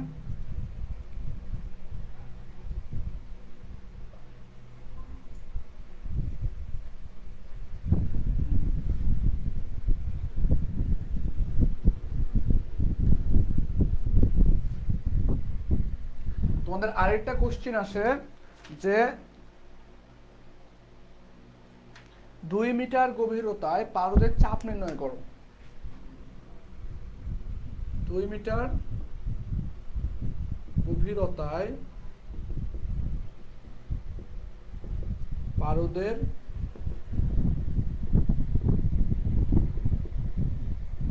চাপ নির্ণয়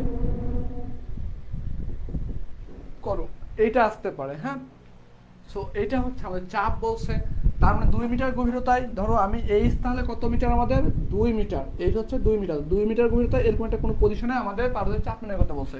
তাহলে আমরা জানি কি উই নো চাপ পি ইকুয়াল টু কি জানি এইচ রো জি, এইচ এর মান কত আছে 2। এখন রো বলতে কি পারদের ঘনত্ব, পারদের ঘনত্ব দেওয়া নাই, আমি দুইটা জিনিস লিখে দিচ্ছি যে পারদের আপেক্ষিক গুরুত্ব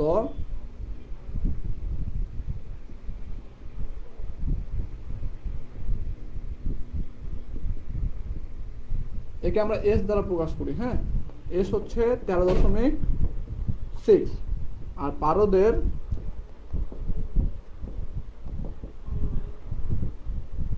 ঘনত্ব রো ইকুয়াল টু হচ্ছে 13,600 কেজি পার মিটার কিউব। হ্যাঁ, এই মানটা কিভাবে আসলো আমি একটু দেখাই দিই তোমাদেরকে। তার কারণ হচ্ছে পরীক্ষায় তোমার একটা, ধরো আমি ম্যাথ করাই দিছি, বাট পরীক্ষাতে তোমার হচ্ছে অন্য একটা তরল দিয়েছে যে 2 মিটার গভীরতায় একটি অ্যালকোহলের চাপ নির্ণয় করে, অ্যালকোহলের চাপ নির্ণয় করে, এবং অ্যালকোহলের ধরো এস এর মানটা দিয়ে দিছে এস ইকুয়াল টু এত, তখন কিভাবে করবো, তাই না?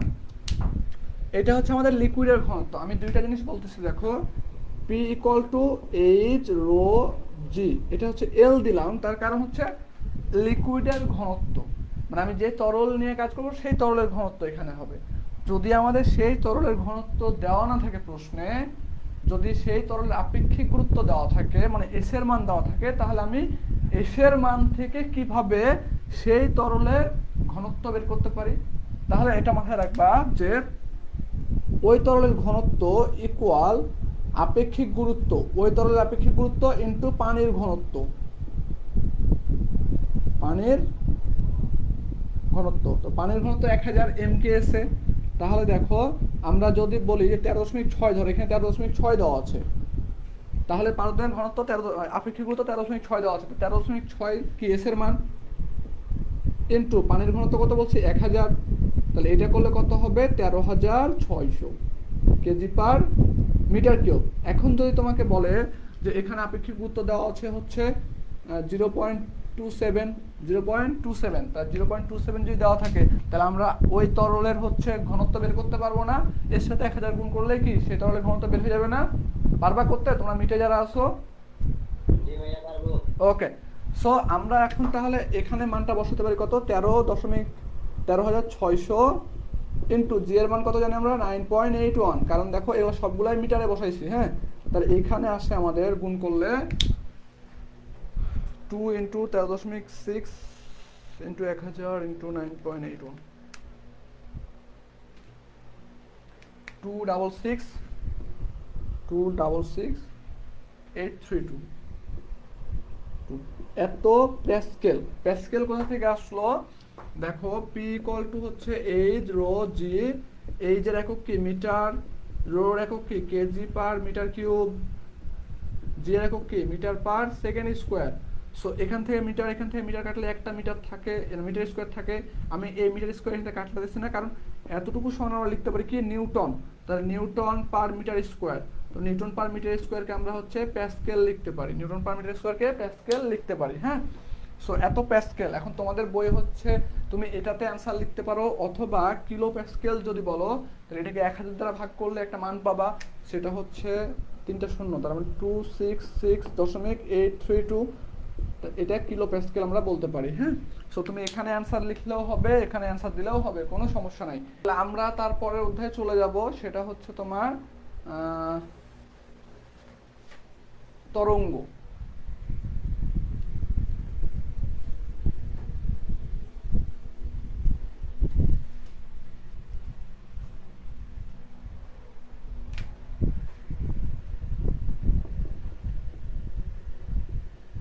তরঙ্গ, হ্যাঁ, তরঙ্গ থেকে তোমাদের আমাদের যেটা মেইন দুইটা প্রশ্ন আছে রচনামূলকে, যেটা বহুবার আসছে, অর্থাৎ সংক্ষিপ্ততে একটা আসতে পারে যে বিটের গাণিতিক বিশ্লেষণ দেখাও বা বিটের গাণিতিক বিশ্লেষণ করো, আর হচ্ছে একটা অগ্রগামী তরঙ্গের সমীকরণ বের করো।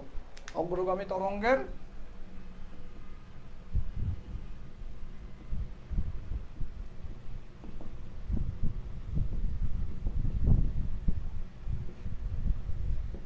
সমীকরণ বের করো। হ্যাঁ,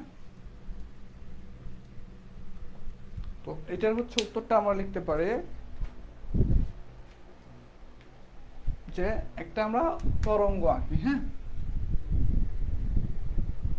এটা হচ্ছে রেফারেন্স লাইন, এটা হচ্ছে আমাদের ওয়াই অ্যাক্সিস, এটা হচ্ছে আমাদের এক্স অ্যাক্সিস। আমাদের তরঙ্গগুলো এইভাবে যায়, এইভাবে। ওকে, সো এখন এটা হচ্ছে আমাদের মূল বিন্দু, জিরো বিন্দু ধরলাম আমরা, অথবা এ পয়েন্ট ধরতে পারো। আচ্ছা, এ পয়েন্টই ধরি। হ্যাঁ, এ পয়েন্ট। ওকে, সো এই যে এখান থেকে আমার এই যে আমাদের একবারে টপ পয়েন্ট আছে, এই টপ পয়েন্ট থেকে আমাদের এই অ্যাক্সেস পর্যন্ত, এটাকে আমরা হচ্ছে এ দ্বারা প্রকাশ করি। এটা হচ্ছে আমাদের এ, এটা কি আমাদের এ, এটাকে বলা হয় কণার বিস্তার। এটা কি কণার বিস্তার। আর তোমার হচ্ছে যে আমরা ওয়াই বলতেছি না,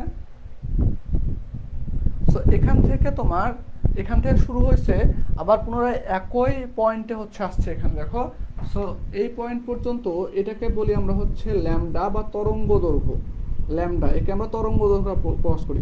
তুমি এটাও এটুকু তরঙ্গ দৈর্ঘ্য বলতে পারো, অথবা এর টপ পয়েন্ট থেকে এর টপ পয়েন্ট পর্যন্ত এই দূরত্বকে তুমি তরঙ্গ দৈর্ঘ্য বলতে পারো। হ্যাঁ, অথবা তুমি এর টপ পজিশন থেকে এখানে যেন আরেকটা আঁকি ওয়েভ দিই, তাহলে এর টপ পজিশন এই পর্যন্ত আমরা হচ্ছে তরঙ্গ দৈর্ঘ্য ল্যামডা বলতে পারি। ওকে, সো তোমার ল্যামডা হচ্ছে আমি যে পয়েন্ট থেকে শুরু করবো, পুনরায় পরবর্তীতে একটা ফুল ওয়েভ ক্রিয়েট করার পরে আমার হচ্ছে কি ওই পয়েন্ট পর্যন্ত দূরত্বকে হচ্ছে আমরা ল্যামডা বলি। দেখো এখান থেকে এতটুকু হচ্ছে 180 ডিগ্রি কোণ করছে, এখান থেকে 180 ডিগ্রি, টোটাল কত 360 ডিগ্রি, মানে একটা সার্কুলার বা বৃত্ত তৈরি হয়েছে না। যদি আমি এই পাশ থেকে এটা টানি এভাবে, ওকে, সো আমি হচ্ছে এতটুকু তোমরা হচ্ছে কোশ্চিনে আঁকাবা। হ্যাঁ, সো আমি এখানে হচ্ছে এতটুকু আঁকাই ফেলছি। এখন দেখো যে আমি এটা একটু উপরে দিই তোমাদের জাস্ট বোঝানোর জন্য, কারণ তোমাদের হচ্ছে এই নিচে একটা পয়েন্ট দেবো, আমরা পয়েন্ট ধরবো আর কি। এটা হচ্ছে আমাদের ল্যামডা। ওকে, তো এখানে ধরলাম আমি এটা একটা পয়েন্ট ধরলাম পি পয়েন্ট, কি ধরলাম পি পয়েন্ট। এই পি পয়েন্ট পর্যন্ত দূরত্ব হচ্ছে এক্স, এই পি পয়েন্ট পর্যন্ত দূরত্ব হচ্ছে আমাদের কি এক্স।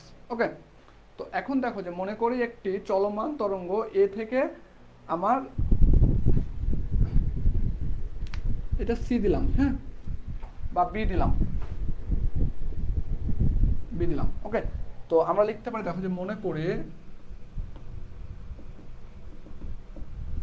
একটি চলমান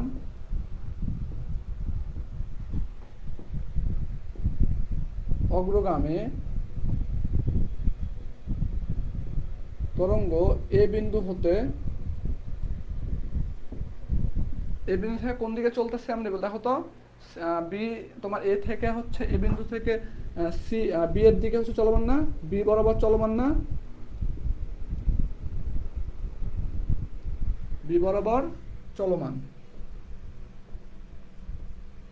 ওকে, বি বরাবর কি চলমান। হ্যাঁ, যেহেতু তোমার মাধ্যমের কণাগুলো সরল ছন্দে স্পন্দনে আন্দোলিত হচ্ছে, এটা কি সরল ছন্দিত স্পন্দনে কি হচ্ছে, আন্দোলিত হচ্ছে। হ্যাঁ, সো যেহেতু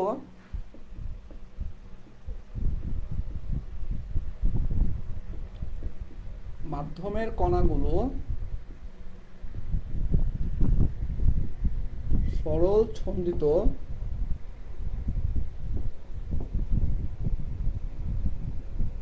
স্পন্দনে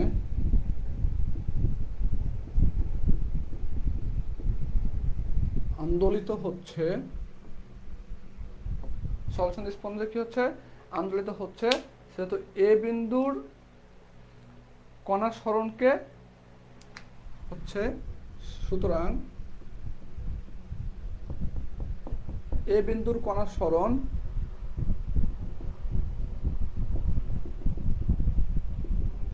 সরণকে আমরা y equal to A sine omega T minus del এটা দ্বারা প্রকাশ করতে পারি। ঠিক আছে,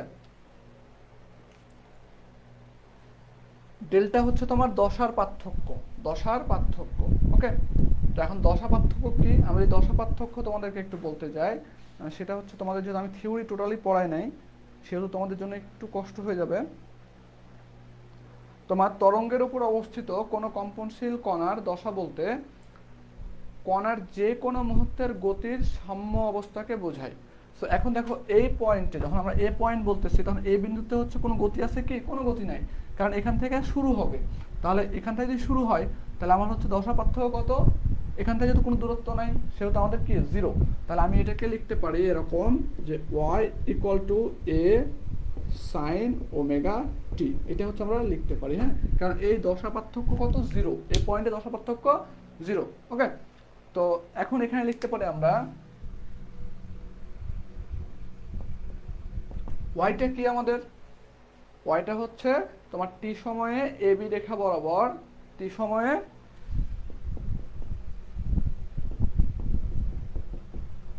এ বি রেখা বরাবর,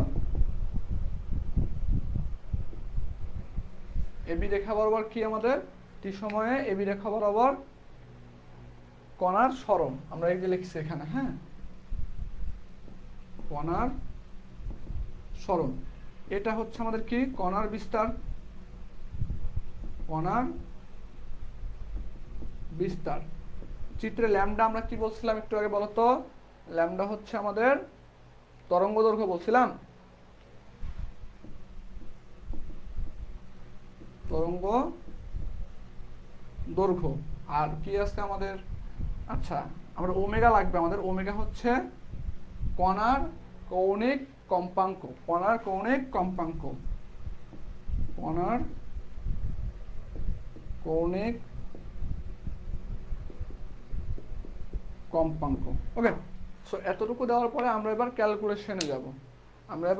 ক্যালকুলেশনে যাব। ঠিক আছে, সো আমি মনে করলাম যে তোমার এ বিন্দু হতে এক্স দূরত্বে, এ বিন্দু হতে এক্স দূরত্বে, এ বিন্দু হতে এক্স দূরত্বে পি বিন্দুতে, দেখো এক্স দূরত্বে কোন বিন্দু গেছে, পি বিন্দুতে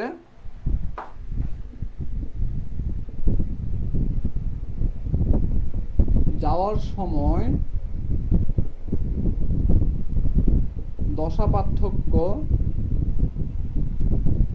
ডেল ইকুয়াল টু কতটুকু হবে, ডেল ইকুয়াল টু কতটুকু হবে সেটা আমরা বের করব। তো দশা পার্থক্য আমরা কিভাবে বের করতে পারি, এই যে ল্যামডার দূরত্ব, এই ল্যামডার দূরত্বের জন্য দশা পার্থক্য কতটুকু দেখো তো, কত ডিগ্রি? 180 আর 180 কত, 360। তো আমরা কৌণিক বেগ পড়ার সময় দেখছিলাম যে 160 ডিগ্রিকে আমরা রেডিয়ানে প্রকাশ করলে 2 পাই আসে। আমরা দেখে আসছি না যে পাই রেডিয়ান সমান আমাদের 180 ডিগ্রি, তাহলে আমাদের 360 সমান কত, 2 পাই। তাহলে আমরা বলতে পারি না, দেখো যে ল্যামডা দূরত্বের জন্য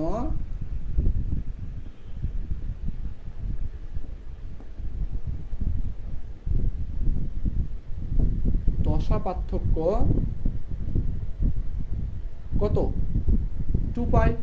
তাহলে একক দূরত্বের জন্য দশা পার্থক্য 2 পাই বাই ল্যামডা। আমি কতটুকু দূরত্ব গেছি, x দূরত্ব, তাহলে x দূরত্বের জন্য দশা পার্থক্য 2 পাই x বাই ল্যামডা। লিখতে পারি না? তুমি এটা বের করেও দেখাইতে পারো, তুমি ডিরেক্ট এখানে লিখতেও পারো, হ্যাঁ, যে 2 pi lambda x, 2 pi lambda x. ওকে, সো এতটুকু আমাদের শেষ। তাহলে পি বিন্দুতে অবস্থিত কণার সরণ কতটুকু হবে? অতএব পি বিন্দুতে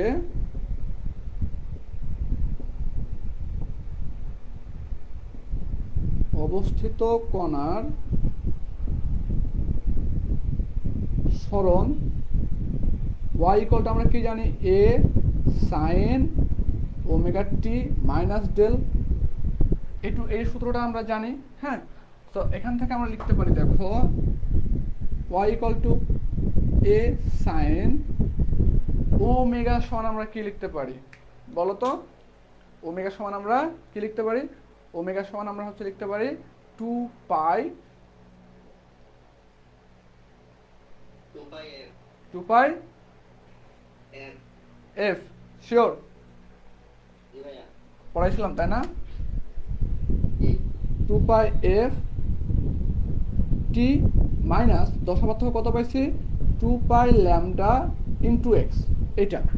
এখন এফ সমান কি আমরা একটু পরে করব, হ্যাঁ, আমি লিখে দিচ্ছি, এটা মনে রাখবা যে আমাদের এফ সমান আমরা লিখতে পারি তোমার যে ভি সমান আমরা হচ্ছে এফ ল্যামডা জানি, ভি সমান হচ্ছে আমরা এফ ল্যামডা। তাহলে আমাদের এফ সমান লেখা যায় ভি বাই ল্যামডা, এটা জানি আমরা। তাহলে আমরা এখান থেকে লিখতে পারি, দেখো যে Y equal to A sine 2 pi F সমান কি, ভি বাই ল্যামডা। তাহলে V by lambda into T minus 2 pi lambda into X, এটা লিখতে পারি না আমরা? এখন দেখো 2 pi lambda, 2 pi lambda, 2 pi lambda আছে না এখানে? তো আমরা এটাকে কমন নিয়ে ফেলতে পারি। তাহলে এখন দেখে লিখতে পারি আমরা y equal two a sin 2 pi lambda, তাহলে এখানে কে থাকে, ভিটি, ভিটি, আর এখানে মাইনাস এক্স। এটা হচ্ছে আমরা 1 নম্বর সমীকরণ দিয়ে রাখলাম, 2 নম্বর সমীকরণ দিলাম, 2 নম্বর সমীকরণ, হ্যাঁ। সো এটাই হচ্ছে আমাদের অগ্রগামী তরঙ্গের কি সমীকরণ, এটা হচ্ছে আমাদের অগ্রগামী তরঙ্গের সমীকরণ। এতটুকু ক্লিয়ার হইছ? ওকে, এখন তোমার যদি তরঙ্গ, তোমার আমরা এতটুকু করতে পারবো? তোমাদের বইয়ে হচ্ছে কি করা আছে দেখি একটু। আচ্ছা, তোমাদের বইয়ে হচ্ছে দশা পার্থক্যগুলো দেওয়া আছে, ঠিক আছে। তুমি হচ্ছে দশা পার্থক্য চাইলেও দিতে পারো, অথবা তুমি এখান থেকে এতটুকু দিলেই আনাফ, হ্যাঁ। দশা পার্থক্য তুমি তো নির্ণয় করতেই পারবা, সো এতটুকু স্ক্রিনশট নিয়ে নাও।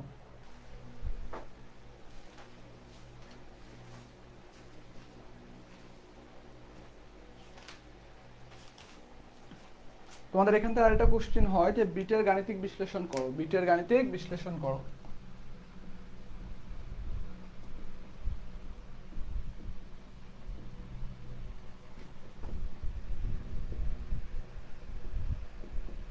বিশ্লেষণ করো, হ্যাঁ। সো বিটের গাণিতিক বিশ্লেষণ করতে হলে তোমার হচ্ছে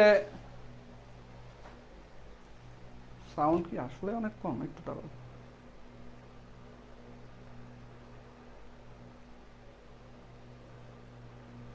বিটের গাণিতিক বিশ্লেষণ,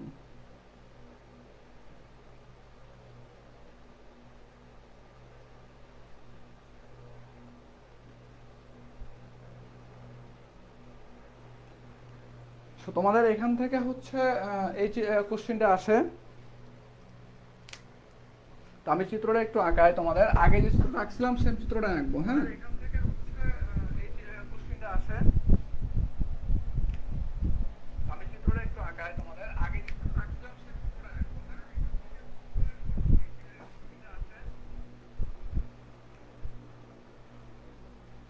আচ্ছা মোটামুটি হচ্ছে এতটুকু কনসিডার করো। হ্যাঁ, শুনতে পাবা, হেডফোন লাগায় শুনলে শুনতে পাবো, টেনশন নাই। সো দেখো আমরা এর আগে চিত্র আঁকছিলাম এরকম এরকম। তো জাস্ট আমরা হচ্ছে উপর থেকে আমরা হচ্ছে আঁকছিলাম, এবার আমরা হচ্ছে অপোজিট থেকে আরেকটা আঁকবো আর কি। ঠিক আছে, সো আমি যদি একটু চিন্তা করি, দেখো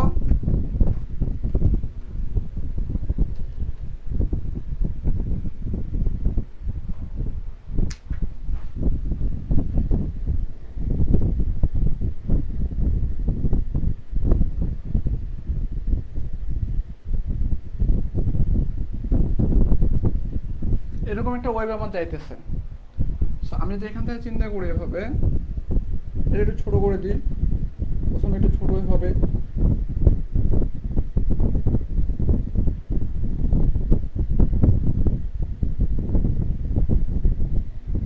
এরকম একটা কন্ডিশন। হ্যাঁ,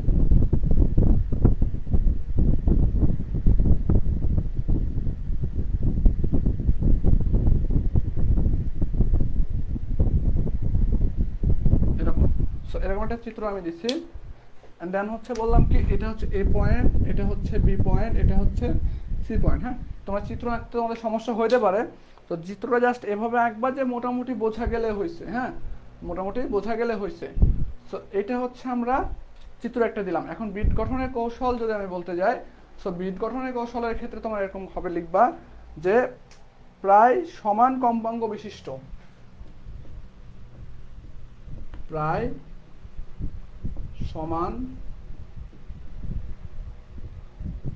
কম্পাঙ্ক বিশিষ্ট, প্রায় সমান কম্পাঙ্ক বিশিষ্ট দুটি তরঙ্গ যখন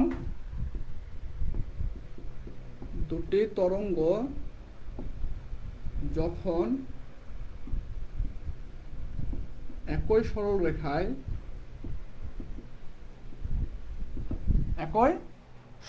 কি করে, রেখা বরাবর অগ্রসর হয় তখন বিটের উৎপত্তি হয়। তখন কিসের উৎপত্তি হয়? সরলরেখা বরাবর অগ্রসর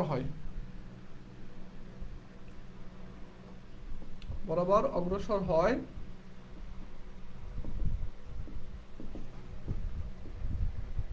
তখন বিটের উৎপত্তি হয়। ওকে, সো এতটুকু লিখবা। তাহলে এখন দেখো, মনে করি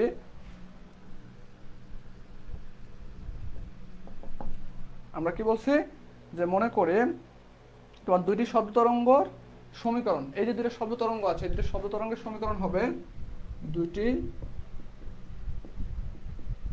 শব্দ তরঙ্গের সমীকরণ নিম্নরূপ। কি কি নিম্নরূপ? দেখো যে আমরা ধরলাম একটা y1, এটা ধরলাম y2। ওকে, সো y1 সমান আমরা লিখতে পারি, দেখো a sin 2 pi f1 t। আরেকটা তাহলে কি হবে, a sin twice pi f1 f2 t। Okay, so এই দুইটা আমরা ইকুয়েশন লিখতে পারি। সো এখন আমরা লিখতে পারি উপরিপাতনের ফলে, এরপরে লিখবা কি, উপরিপাতনের ফলে আমরা লিখতে পারি y equal two y1 plus y2। হ্যাঁ, তাহলে y1 এর মান কত আমরা পাইছি, a sin 2 pi f1 t plus পরেরটা কত পাইছি, a sin 2 pi f2 t। আচ্ছা, মিটে যে আছো কে, ইমন তোমাদের এই সেমিস্টারে কি ত্রিকোণমিতি ছিল ম্যাথ ওয়ানে?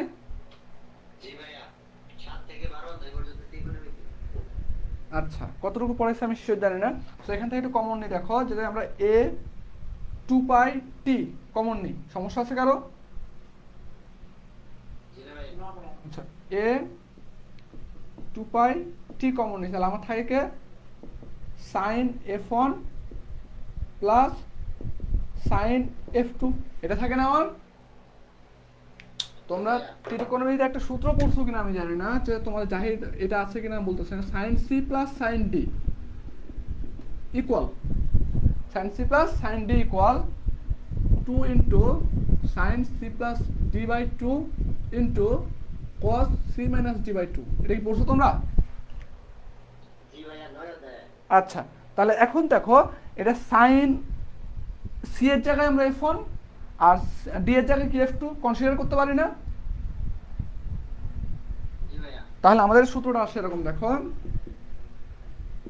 এ টু পাই টি, তাহলে কি হবে সূত্র কি, two sine C plus D, তার মানে কি F one plus F two by two into cos F one minus F two divide by two. এতটুকু ক্লিয়ার হয়েছে? ওকে, এখন আমরা গুণ করে দেব। এখন আমরা কি করব, গুণ করে দেব, ঠিক আছে? এখন দেখো যে আমরা আগে এখানে কমন নিছিলাম না, তো আমরা এখানে টিটা কমন নিব না, শুধু কি টু পাই কমন নেব। হ্যাঁ, আমরা কি নেব শুধু কমন? তো আমরা বলছিলাম যে আমরা টিটা সাথে রেখে দিব, টিটা কি করব সাথে রেখে দিব। তো টি সাথে রাখলে আমাদের এখানে টি হচ্ছে গুণ হয়ে যায়, টি গুণ হয়ে যায়, তো আমরা এখানে টিটা সাথে রাখবো। ওকে, আচ্ছা, তোমরা এ লাইন করতে পারো, ডিরেক্ট এ লাইনে করতে পারো, কোনো সমস্যা নাই। ক্লিয়ার, বোঝা গেছে? তাহলে এখান থেকে দেখো লিখতে পারি আমরা, মার্কারি কালি শেষ হয়ে গেছে নাকি আমার? এ টু পাই। এখন এইখানে আমরা দেখো কি করতে পারি, যদি আমরা একটু চিন্তা করো, দেখো যে আমরা যদি হচ্ছে গুণ দিয়ে দিই, আমরা টু পাই একবার এভাবে লিখতে পারি না, into two sine F one plus F two by two into T dot cos F one minus F two by two into T লিখতে পারি আমরা। এটা তো সবার সাথেই গুণ আছে, তাহলে যেটা আমরা লিখি, তাহলে দেখো যে আমরা এখানে এই যে টু এ কস টু পাই, তাহলে এটা টুটাকে যদি আমি এ পাশে এখানে নিয়ে আসি, কোনো সমস্যা আছে? আমরা চাইলেও কি অ্যাঙ্গেলটাকে কমন নিতে পারবো না, বোঝা গেছে? এই যে এখানে টু পাই দেখতেছো না, এটা এখানে তোমার হচ্ছে অ্যাঙ্গেল হিসেবে কাজ করতেছে, তো আমরা চাইলেও অ্যাঙ্গেল কমন নিতে পারবো না, বোঝা গেছে? তো সুতরাং আমরা হচ্ছে সেম ওই সূত্রটাই বসাবো, তবে সেটা হচ্ছে এরকম, দেখো যে y equal to A sine two pi, sine কি বলছি আমরা, সাইন টু পাই। হ্যাঁ, এই যে আমরা টু সাইন নিছিলাম না, ওই টুটা আমাদের ছাড়ছে, এই টুটা হচ্ছে এখানে আসবে। ওকে, তাহলে টু, দেখো two sine two pi F one plus F two by two into টি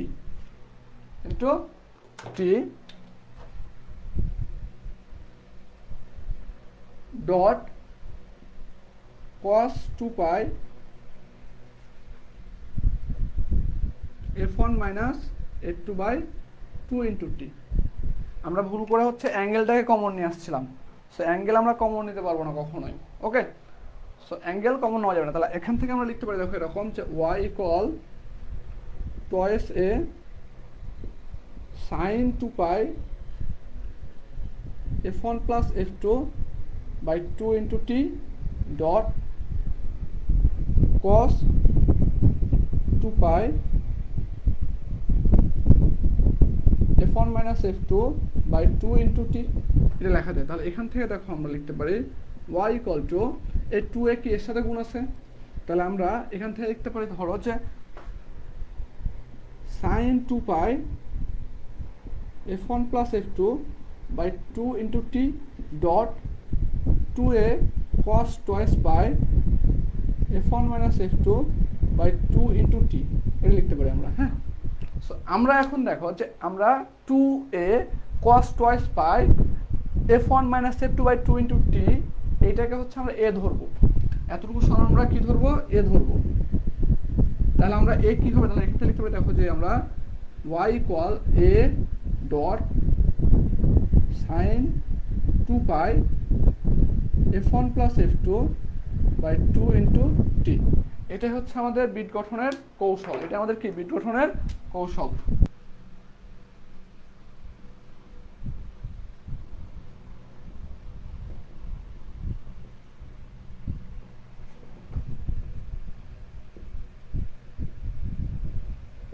এটি অগ্রগামী তরঙ্গের সমীকরণ y equal to 0.5 sin 200 pi t minus 1.57 x বলে SI এককে তরঙ্গ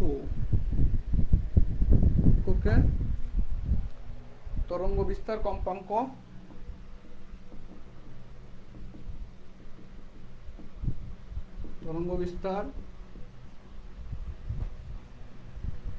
কম্পাঙ্ক বেগ ও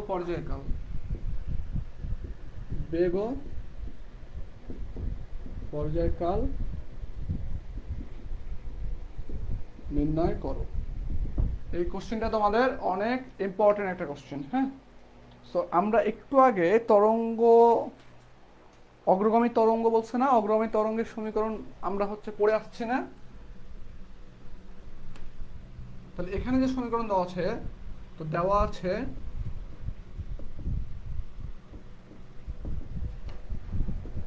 y ইকুয়াল টু কত 0.5 sin 200 পাই টি মাইনাস 1.5 x, এটা আমার সমীকরণ দেওয়া আছে। এটা হচ্ছে দিলাম 1 নম্বর সমীকরণ। এখন অগ্রগামী তরঙ্গের সমীকরণ আমরা কি জানি, আমরা জানি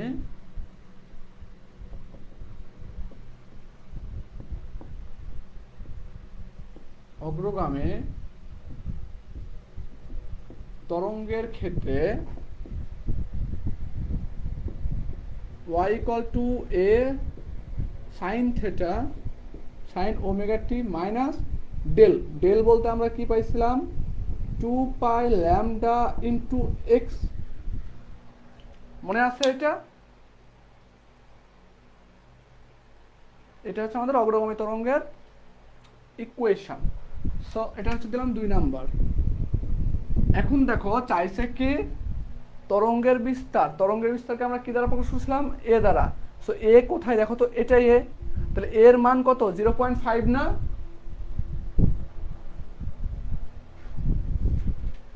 যদি আমরা 1 আর 2 কে তুলনা করি, কি করি আমরা 1 নাম্বার ইকুয়েশন এবং 2 নাম্বার ইকুয়েশন যদি তুলনা করি, তাহলে কি হবে 1 নাম্বার ও 2 নাম্বার সমীকরণ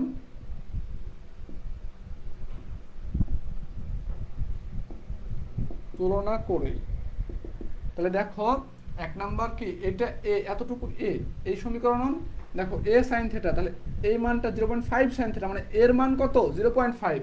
তাহলে a ইকুয়াল টু কত দিচ্ছে আমার 0.5। ওকে, 0.5 মিটার, যেহেতু এসআই একক বলছে তাহলে কি মিটার, তাহলে বিস্তারের মান কত 0.5 মিটার, এটা হচ্ছে অ্যান্সার আমার। হ্যাঁ, তাহলে কম্পাঙ্ককে আমরা কি দ্বারা প্রকাশ করি, এফ দ্বারা, কম্পাঙ্ককে এফ দ্বারা। তো এখন দেখো এখানে টি আছে, এখানেও টি আছে, তাহলে ওমেগার মান কতটুকু, এতটুকু ওমেগার মান না? তাহলে আমরা লিখতে পারি দেখো যে ওমেগা ইকুয়াল 200 পাই। এখন এই ওমেগা সমান আমরা লিখছিলাম কি 2 পাই এফ ইকুয়াল টু কত 200 পাই, পাই ক্যান্সেল, তাহলে এফ ইকুয়াল টু দেখো লেখা যায় না 200 বাই কত 2, তাহলে কত হয় 100 হার্জ। 100 হার্জ, এটা হচ্ছে আমাদের আরেকটা অ্যান্সার। তাহলে আমাদের কম্পাঙ্ক পাওয়া গেছে। কম্পাঙ্ক কি করছে আমরা পেয়ে গেছি। এখন পর্যায়কাল কি? পর্যায়কাল সমান আমরা পর্যায়কালকে টি দ্বারা প্রকাশ করি। পর্যায়কাল বড় হাতের টি ইকুয়াল টু লিখতে পারি আমরা 1/ফ্রিকোয়েন্সি। 1/ফ্রিকোয়েন্সি আমরা তোমরা হচ্ছে সরল দোলকে যখন আমরা পড়ছিলাম, তোমাদের হচ্ছে সরল দোলকে পর্যায়কালের সংজ্ঞা পড়াইছিলাম, কিন্তু এই ইকুয়েশনটা হয়তো দেখাই নাই আমরা, কারণ আমাদের লং কোর্সে যারা আছো তোমাদেরকে দেখাইছিলাম না। হ্যাঁ, তাহলে আমরা হচ্ছে এফ এর মান কত পাইছি? 100।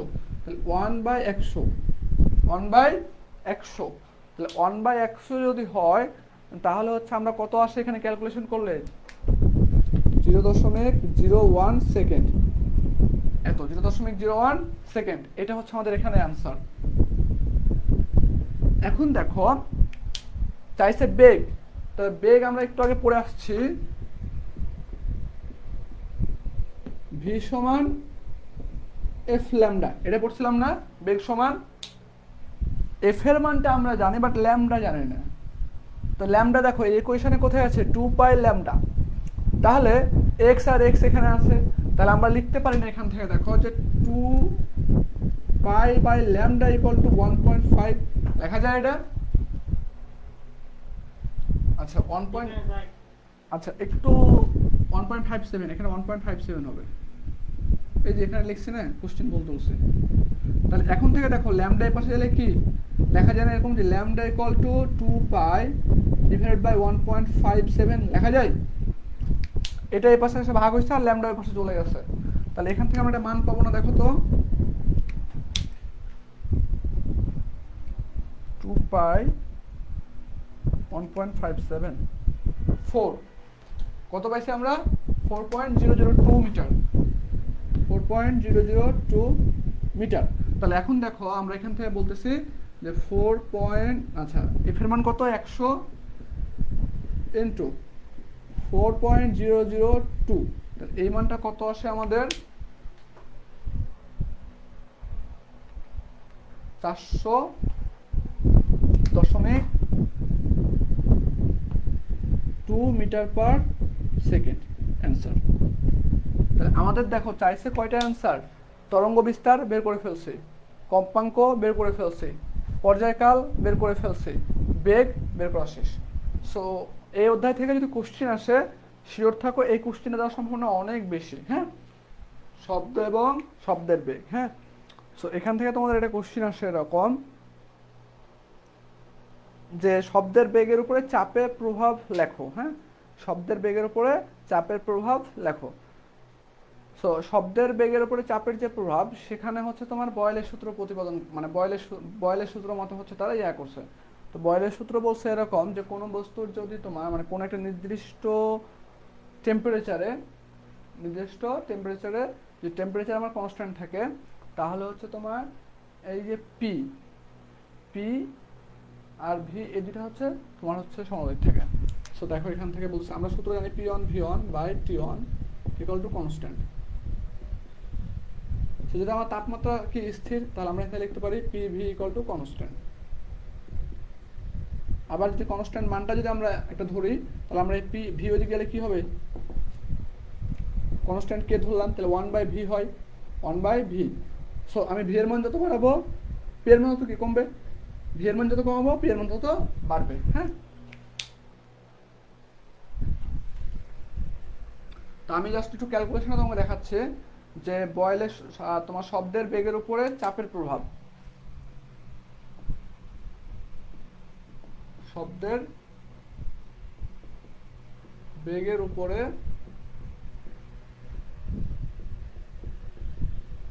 চাপের প্রভাব, চাপের প্রভাব কতটুকু আছে। হ্যাঁ, তো এটা হচ্ছে কার সূত্র মেনে চলে? বয়েলের সূত্র মেনে চলে, বয়েলের সূত্র। তো বয়েলের সূত্র হচ্ছে কি, বয়েল হচ্ছে কনস্ট্যান্ট টেম্পারেচারে সূত্র আর কি ইয়া করতে পারে। বয়েলের সূত্রের মধ্যে কি টেম্পারেচারটা কনস্ট্যান্ট থাকবে। তাহলে যদি আমি পিভিটিএস ডায়াগ্রাম অঙ্কন করি, পিভিটিএস, হ্যাঁ, তাহলে কনস্ট্যান্ট টেম্পারেচার, তাহলে কনস্ট্যান্ট টেম্পারেচার এটা হচ্ছে 1, এটা হচ্ছে 2। তাহলে আমাদের আয়তন যত বাড়বে চাপ তত কমবে, তাহলে কার্ভটা এভাবে আসে। হ্যাঁ, 1 নাম্বার 2 নাম্বার পয়েন্ট। ওকে, তো তোমাদের কাজ এগো দেওয়া লাগবে না, জাস্ট আমি একটু দেখা দিচ্ছি আর কি। হ্যাঁ, সো এখন তোমাদের বই যেটা দেওয়া আছে যে মনে করি এম ভরের কোনো বস্তুর আয়তন ও চাপ, মনে করি এম ভরের কোনো বস্তুর আয়তন ও চাপ, এটা প্রথম কন্ডিশনে ছিল, তাহলে এখানে আমার চাপ ছিল কত, 1 নম্বর কন্ডিশন পি1, এখানে একটা ছিল ভি1, চাপ আয়তন হচ্ছে কি ভি1 ও পি1। হ্যাঁ, ভি1 এবং পি1। সো এটাকে আমি পরিবর্তন করে কোথায় নিয়ে গেছি, 2 নম্বর পয়েন্টে। তো 2 নম্বর পয়েন্টের চাপ আয়তন হচ্ছে কি ভি2 আর প্রেশার হচ্ছে কত, পি2। ঠিক আছে, তাহলে আমরা এখানে লিখতে পারি, দেখো যে পরিবর্তিত হয়ে পি1 পরিবর্তিত হয়ে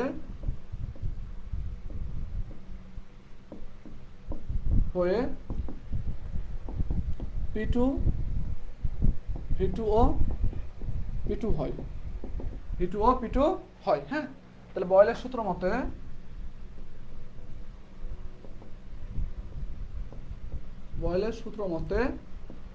আমরা কি বলছি, বয়েলের সূত্র মতে লিখতে পারি আমরা P1 V1 equal to P2 V2। Okay, so এখন আমরা যেহেতু এখানে ভর নিয়ে কাজ করতেছি, তাহলে আমরা হচ্ছে লিখতে পারি, দেখো যে আমরা জানি m equal to rho V. হ্যাঁ, তাহলে দেখো এখানে আমরা ভি ইকুয়াল টু লিখতে পারি কি m বাই রো।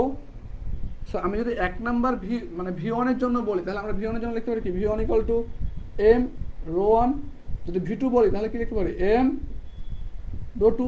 আচ্ছা, m চেঞ্জ হলো না, তার কারণ আমার এখানে যে পরিমাণ হচ্ছে গ্যাস ছিল সেটা এখানে সেম পরিমাণে গ্যাস থাকবে, গ্যাসের কোনো পরিবর্তন করব না আমরা। হ্যাঁ, তাহলে এখন দেখো এখানে লিখতে পারি যে P1 into m rho 1 equal P2 into m rho 2। তাহলে এখান থেকে লিখতে পারি, দেখো m ক্যান্সেল হয়ে যায়, তাহলে P1 by rho 1 equal to P2 by rho 2, P2 by rho 2। তাহলে এখান থেকে আমরা বলতে পারি, দেখো যে এই অনুপাতটা হচ্ছে কি এভাবে চলতে থাকবে, দেখো এভাবে চলতে থাকবে। তাহলে আমরা লিখতে পারি এখান থেকে অতএব P1 rho 1 equal P2 rho 2 equal to dot dot dot dot dot Pn rho n। হ্যাঁ, Pn রো n। সো যেহেতু এই তোমার অনুপাতটা ধ্রুবক, এই অনুপাতটা কি ধ্রুবক, তাই বায়ুতে শব্দের বেগের উপরে চাপের কোনো প্রভাব নেই, হ্যাঁ, অর্থাৎ চাপ বাড়ানো বা কমানোর ফলে শব্দের বেগের হ্রাস বা বৃদ্ধি ঘটে না। ওকে, তাহলে বাংলা কথাটা তুমি একটু বই দেখে লিখে নিও। হ্যাঁ, সো এতটুকু স্ক্রিনশট দিয়ে নাও। তো আমরা হচ্ছে যেহেতু এখানে তরঙ্গ দৈর্ঘ্য আছে, তাহলে আমরা লিখতে পারি, দেখো যে একটি পূর্ণ কম্পন সম্পন্ন করতে আমরা শুরু করব যে আমরা জানি বা তোমার হচ্ছে যাই লেখো যে তরঙ্গ দৈর্ঘ্য, তরঙ্গ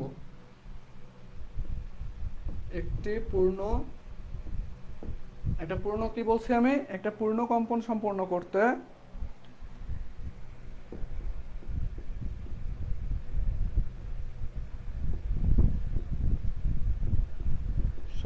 করতে কম্পন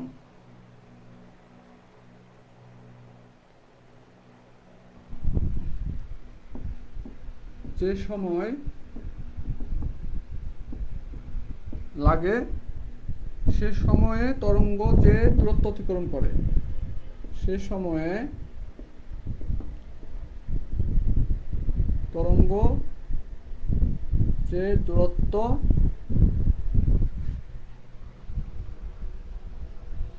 অতিক্রম করে তাকে তরঙ্গ দৈর্ঘ্য বলে।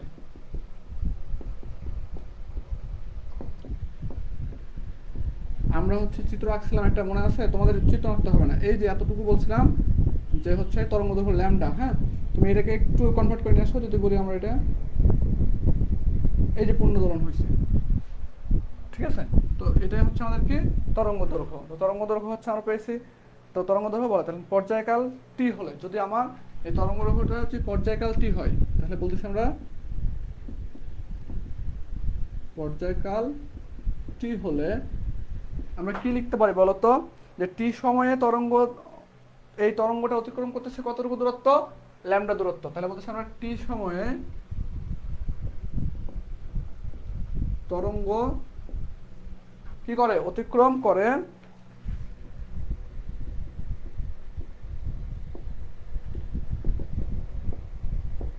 ল্যামডা দূরত্ব, তাহলে একক সময়ে কতটুকু করে, ল্যামডা বাই টি দূরত্ব, ল্যামডা বাই টি দূরত্ব, ঠিক আছে। কিন্তু যে তরঙ্গ তোমার একক সময়ে যে দূরত্ব অতিক্রম করে তাকে আমরা কি বলি, বেগ বলি। তরঙ্গ কিন্তু আমরা কি বলছি, আমরা জানি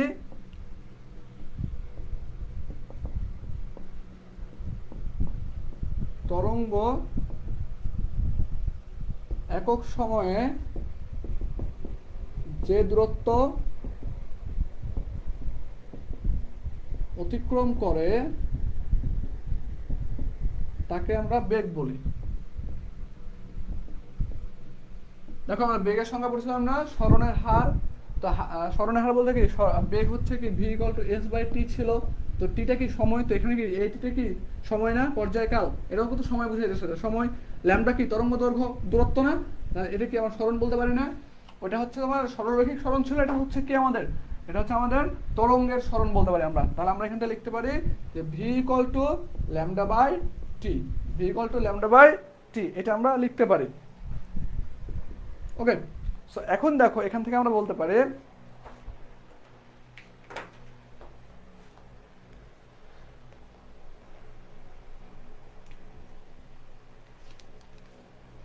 এই যে দেখো আমাদের এখানে তোমার এই পর্যন্ত, এখান থেকে এই পর্যন্ত কয়টা কম্পন ক্রিয়েট হচ্ছে, একটা। তার এইটা কত সময় লাগছে, টি সেকেন্ডে। তার টি সেকেন্ডে কম্পন হয় কতটি আমাদের, টি সেকেন্ডে কম্পন হয় একটি। তাহলে এক সেকেন্ডে কয়টা হবে, এক সেকেন্ডে কম্পন হয় 1/t। আমরা এটাকে ফ্রিকোয়েন্সি বলছিলাম বা কম্পাঙ্ক বলতেছিলাম, তাহলে এটা সমান এফ লেখা যায়। হ্যাঁ, 1/t সমান এফ লেখা যায়। তাহলে এখন তুমি যদি 1 নম্বর সমীকরণে মান বসাও, অতএব 1 নম্বর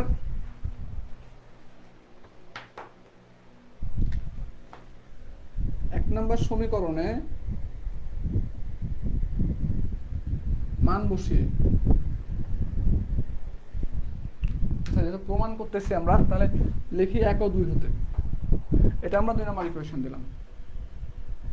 1 ও 2 হতে কি দিতে পারি আমরা, দেখো যে ভি ইকুয়াল টু লিখতে পারি, দেখো এরকম যে ল্যামডা ইন্টু 1/t লেখা যায়, এটা লেখা যায় তো সেম একই কথা।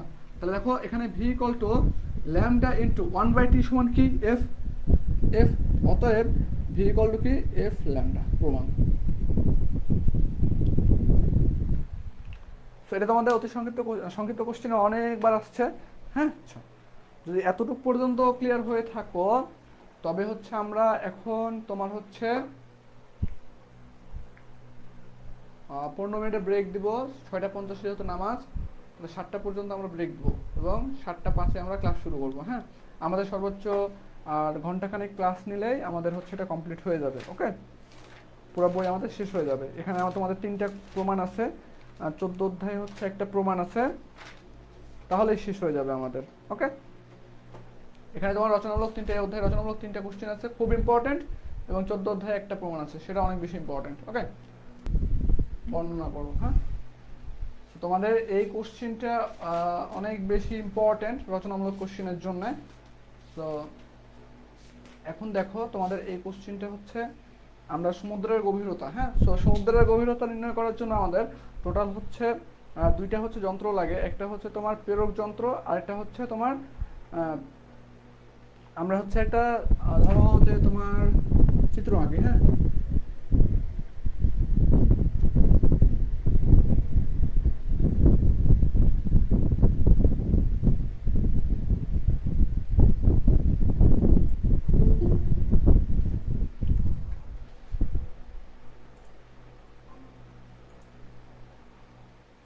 আমরা একটা চিত্র আঁকছি, এটা হচ্ছে ধর সমুদ্রের গভীরতা। এটা হচ্ছে আমাদের সেন্টার ধরছি আমি, তো এখান থেকে সমুদ্রের গভীরতা হচ্ছে আমাদের এইচ, বড় হাতের এইচ।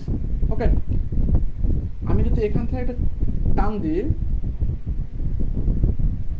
এটা দিলাম এ, এটা হচ্ছে আমাদের বি, এটা হচ্ছে সি পয়েন্ট।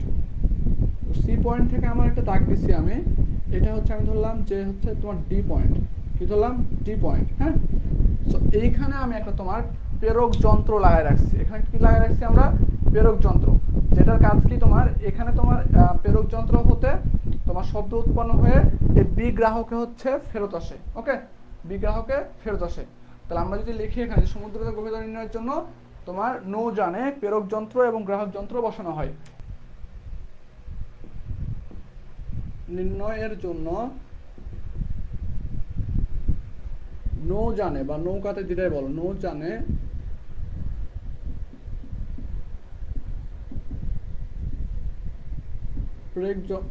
প্রেরক যন্ত্র ও গ্রাহক যন্ত্র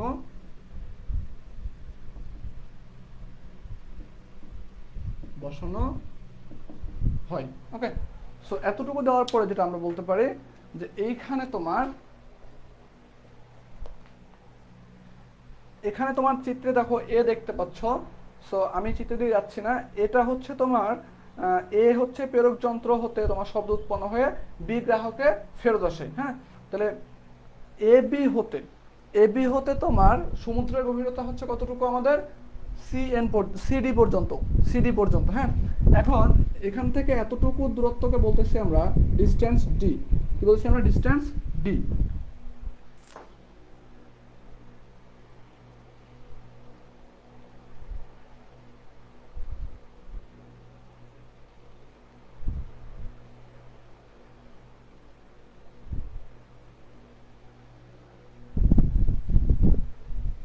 ডিস্টেন্স ডি, আর এই যে আচ্ছা ডিটা একটু সাইডে লিখি আমি, ডি, ওকে।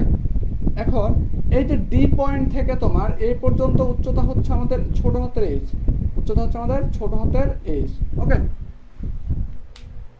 ছোট হাতের এইচ দিলাম আমরা, ওকে। তো এখন আমাদের টোটাল সমুদ্রের গভীরতা কত, আমাদের সমুদ্রের গভীরতা হচ্ছে বড় হাতের এইচ। তাহলে আমরা বড় হাতের এইচ যদি লিখি, তাহলে আমরা একটু বাংলা কথা যদি লিখি আমরা, যে চিত্রে এ প্রেরক যন্ত্র হতে, চিত্রে কি বলছি আমরা,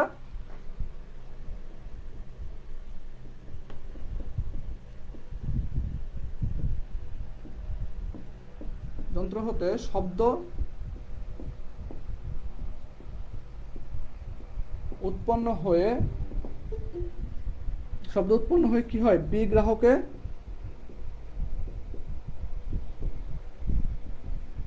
ফেরত আসে, ওকে। এবং এবি হতে, এবি যে রেখা আছে, এবি রেখা হতে কি বলছি আমরা, সি বিন্দুর গভীরতা, সি বিন্দুর গভীরতা হচ্ছে সিডি, সি বিন্দুর গভীরতা সিডি, ওকে। তাহলে এখন বলতে দেখো যে জাহাজ হতে গ্রাহক এবং প্রেরক যন্ত্রের দূরত্ব, এই যে জাহাজ হতে, এখানে গ্রাহক আছে, গ্রাহক হতে প্রেরক যন্ত্রের দূরত্ব, জাহাজ হতে গ্রাহক এবং প্রেরক যন্ত্রের দূরত্ব হচ্ছে আমাদের এইচ, দূরত্ব কত, এইচ, ওকে। সো এতটুকু আমাদের মোটামুটি সবার তোমাদের ক্লিয়ার হয়েছে। এখন পানিতে সমান শব্দের বেগ, পানিতে আমাদের শব্দের বেগ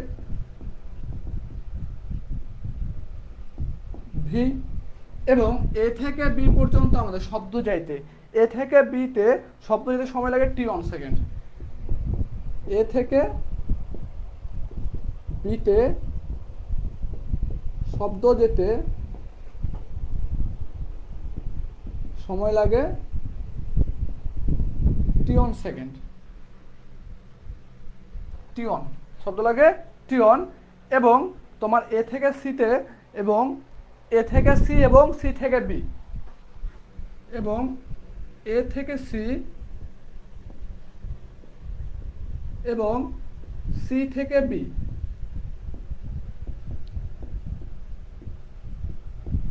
শব্দ যেতে সময় লাগে টি2 সেকেন্ড, টি2 শব্দ লাগে কত, টি2, তাহলে এতটুকু আশা করি হচ্ছে তোমরা সবাই লিখতে পারবা। তাহলে দেখো যে এইখানে আমাদের সমুদ্রের গভীরতা কি লাগবে, বড় হাতের এইচ। অতএব আমরা লিখতে পারি, অতএব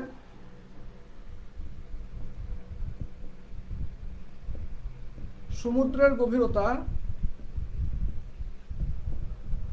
বড় হাতের এইচ সমান, দেখো এই ছোট হাতের এইচ আর এই যে সি থেকে ডি এর দূরত্ব আমরা যোগ করলে পেয়ে যাব না, তাহলে আমরা লিখতে পারি ছোট হাতের এইচ প্লাস সিডি, ছোট হাতের এইচ প্লাস সিডি। এটা হচ্ছে আমরা 1 নম্বর ইকুয়েশন দিয়ে রেখে দিলাম। ওকে, তো এখন দেখো আমাদের এইচ এর মানটা থাকে, আমার সিডির মান বের করতে হবে। কি বের করতে হবে? সিডির মান। তো সিডির মান যদি বের করতে যাই আমরা, তাহলে আমাদের কি করতে হবে, দেখো যে সিডি হচ্ছে, যদি আমি এটা একটা পার্ট, ধরো আমি এখানে আঁকাইলাম, তোমাদের আঁকা লাগবে না, এ সি ডি, এটা আমার লম্ব, এটা অতিভুজ, এটা ভূমি। হ্যাঁ, তাহলে আমাদের পিথাগোরাসের উপপাদ্য যদি চিন্তা করতে যাই, তাহলে আমাদের এসির মানটা লাগবে এবং এডির মান লাগবে। তো এডির মান কত, দেখো এ থেকে না, আচ্ছা এ থেকে বি, এ থেকে বি এর অর্ধেক কি এডি, তাহলে এ থেকে বি এর দূরত্ব হচ্ছে কত, ডি। তাহলে আমাদের এডি কতটুকু, আমাদের এডি হচ্ছে ডি/2, ডি/2। তাহলে আমরা হচ্ছে এটা পেয়ে যাচ্ছি, আমরা এটা পেয়ে গেলাম। তাহলে এখন আমাকে বলো তোমরা যে এ বি যেহেতু আমাদের এবিতে আমাদের শব্দের বেগ হচ্ছে কত, ভি, আর আমাদের এখানে যেহেতু শব্দের বেগ সমবেগে যাইতেছে, তাহলে আমরা এ বি সমান লিখতে পারি যে এ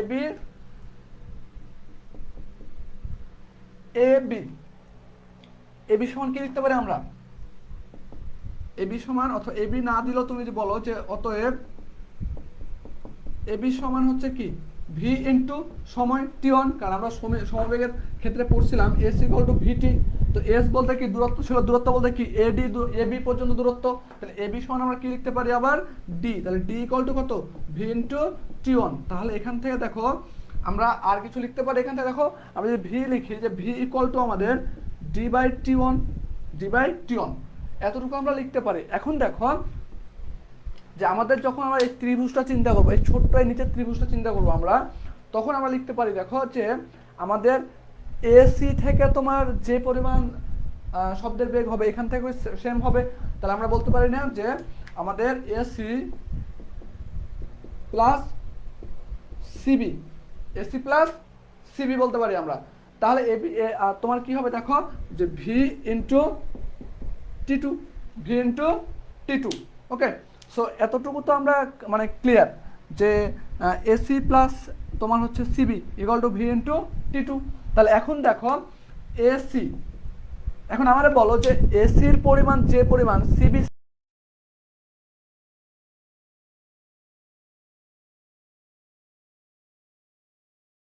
কি আমাদের এখান থেকে অতিভুজ যে পরিমাণ হবে, এখান থেকেও আমার এই এসি এবং সিবি দুইটা সমান।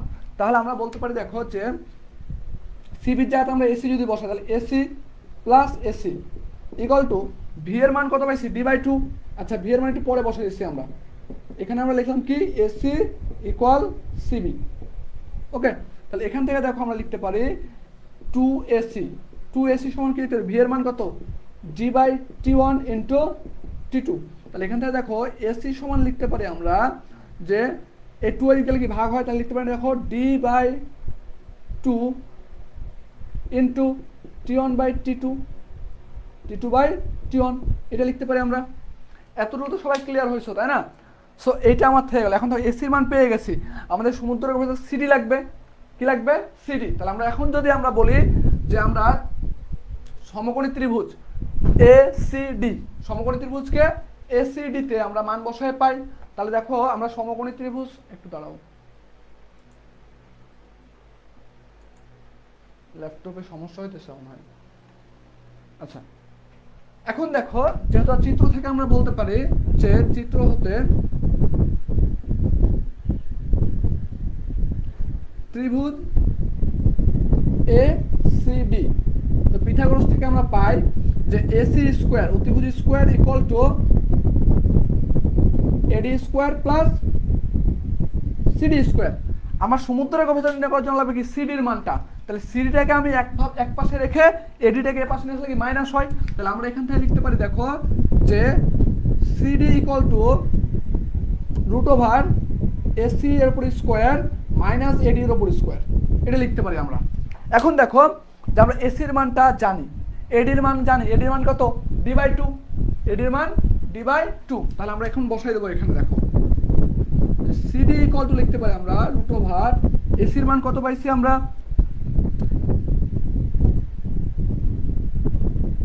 d/2 t2/t1 স্কোয়ার মাইনাস এডি হচ্ছে d/2 এর উপর স্কোয়ার, এই মানটা আমরা পাইছি এখানে।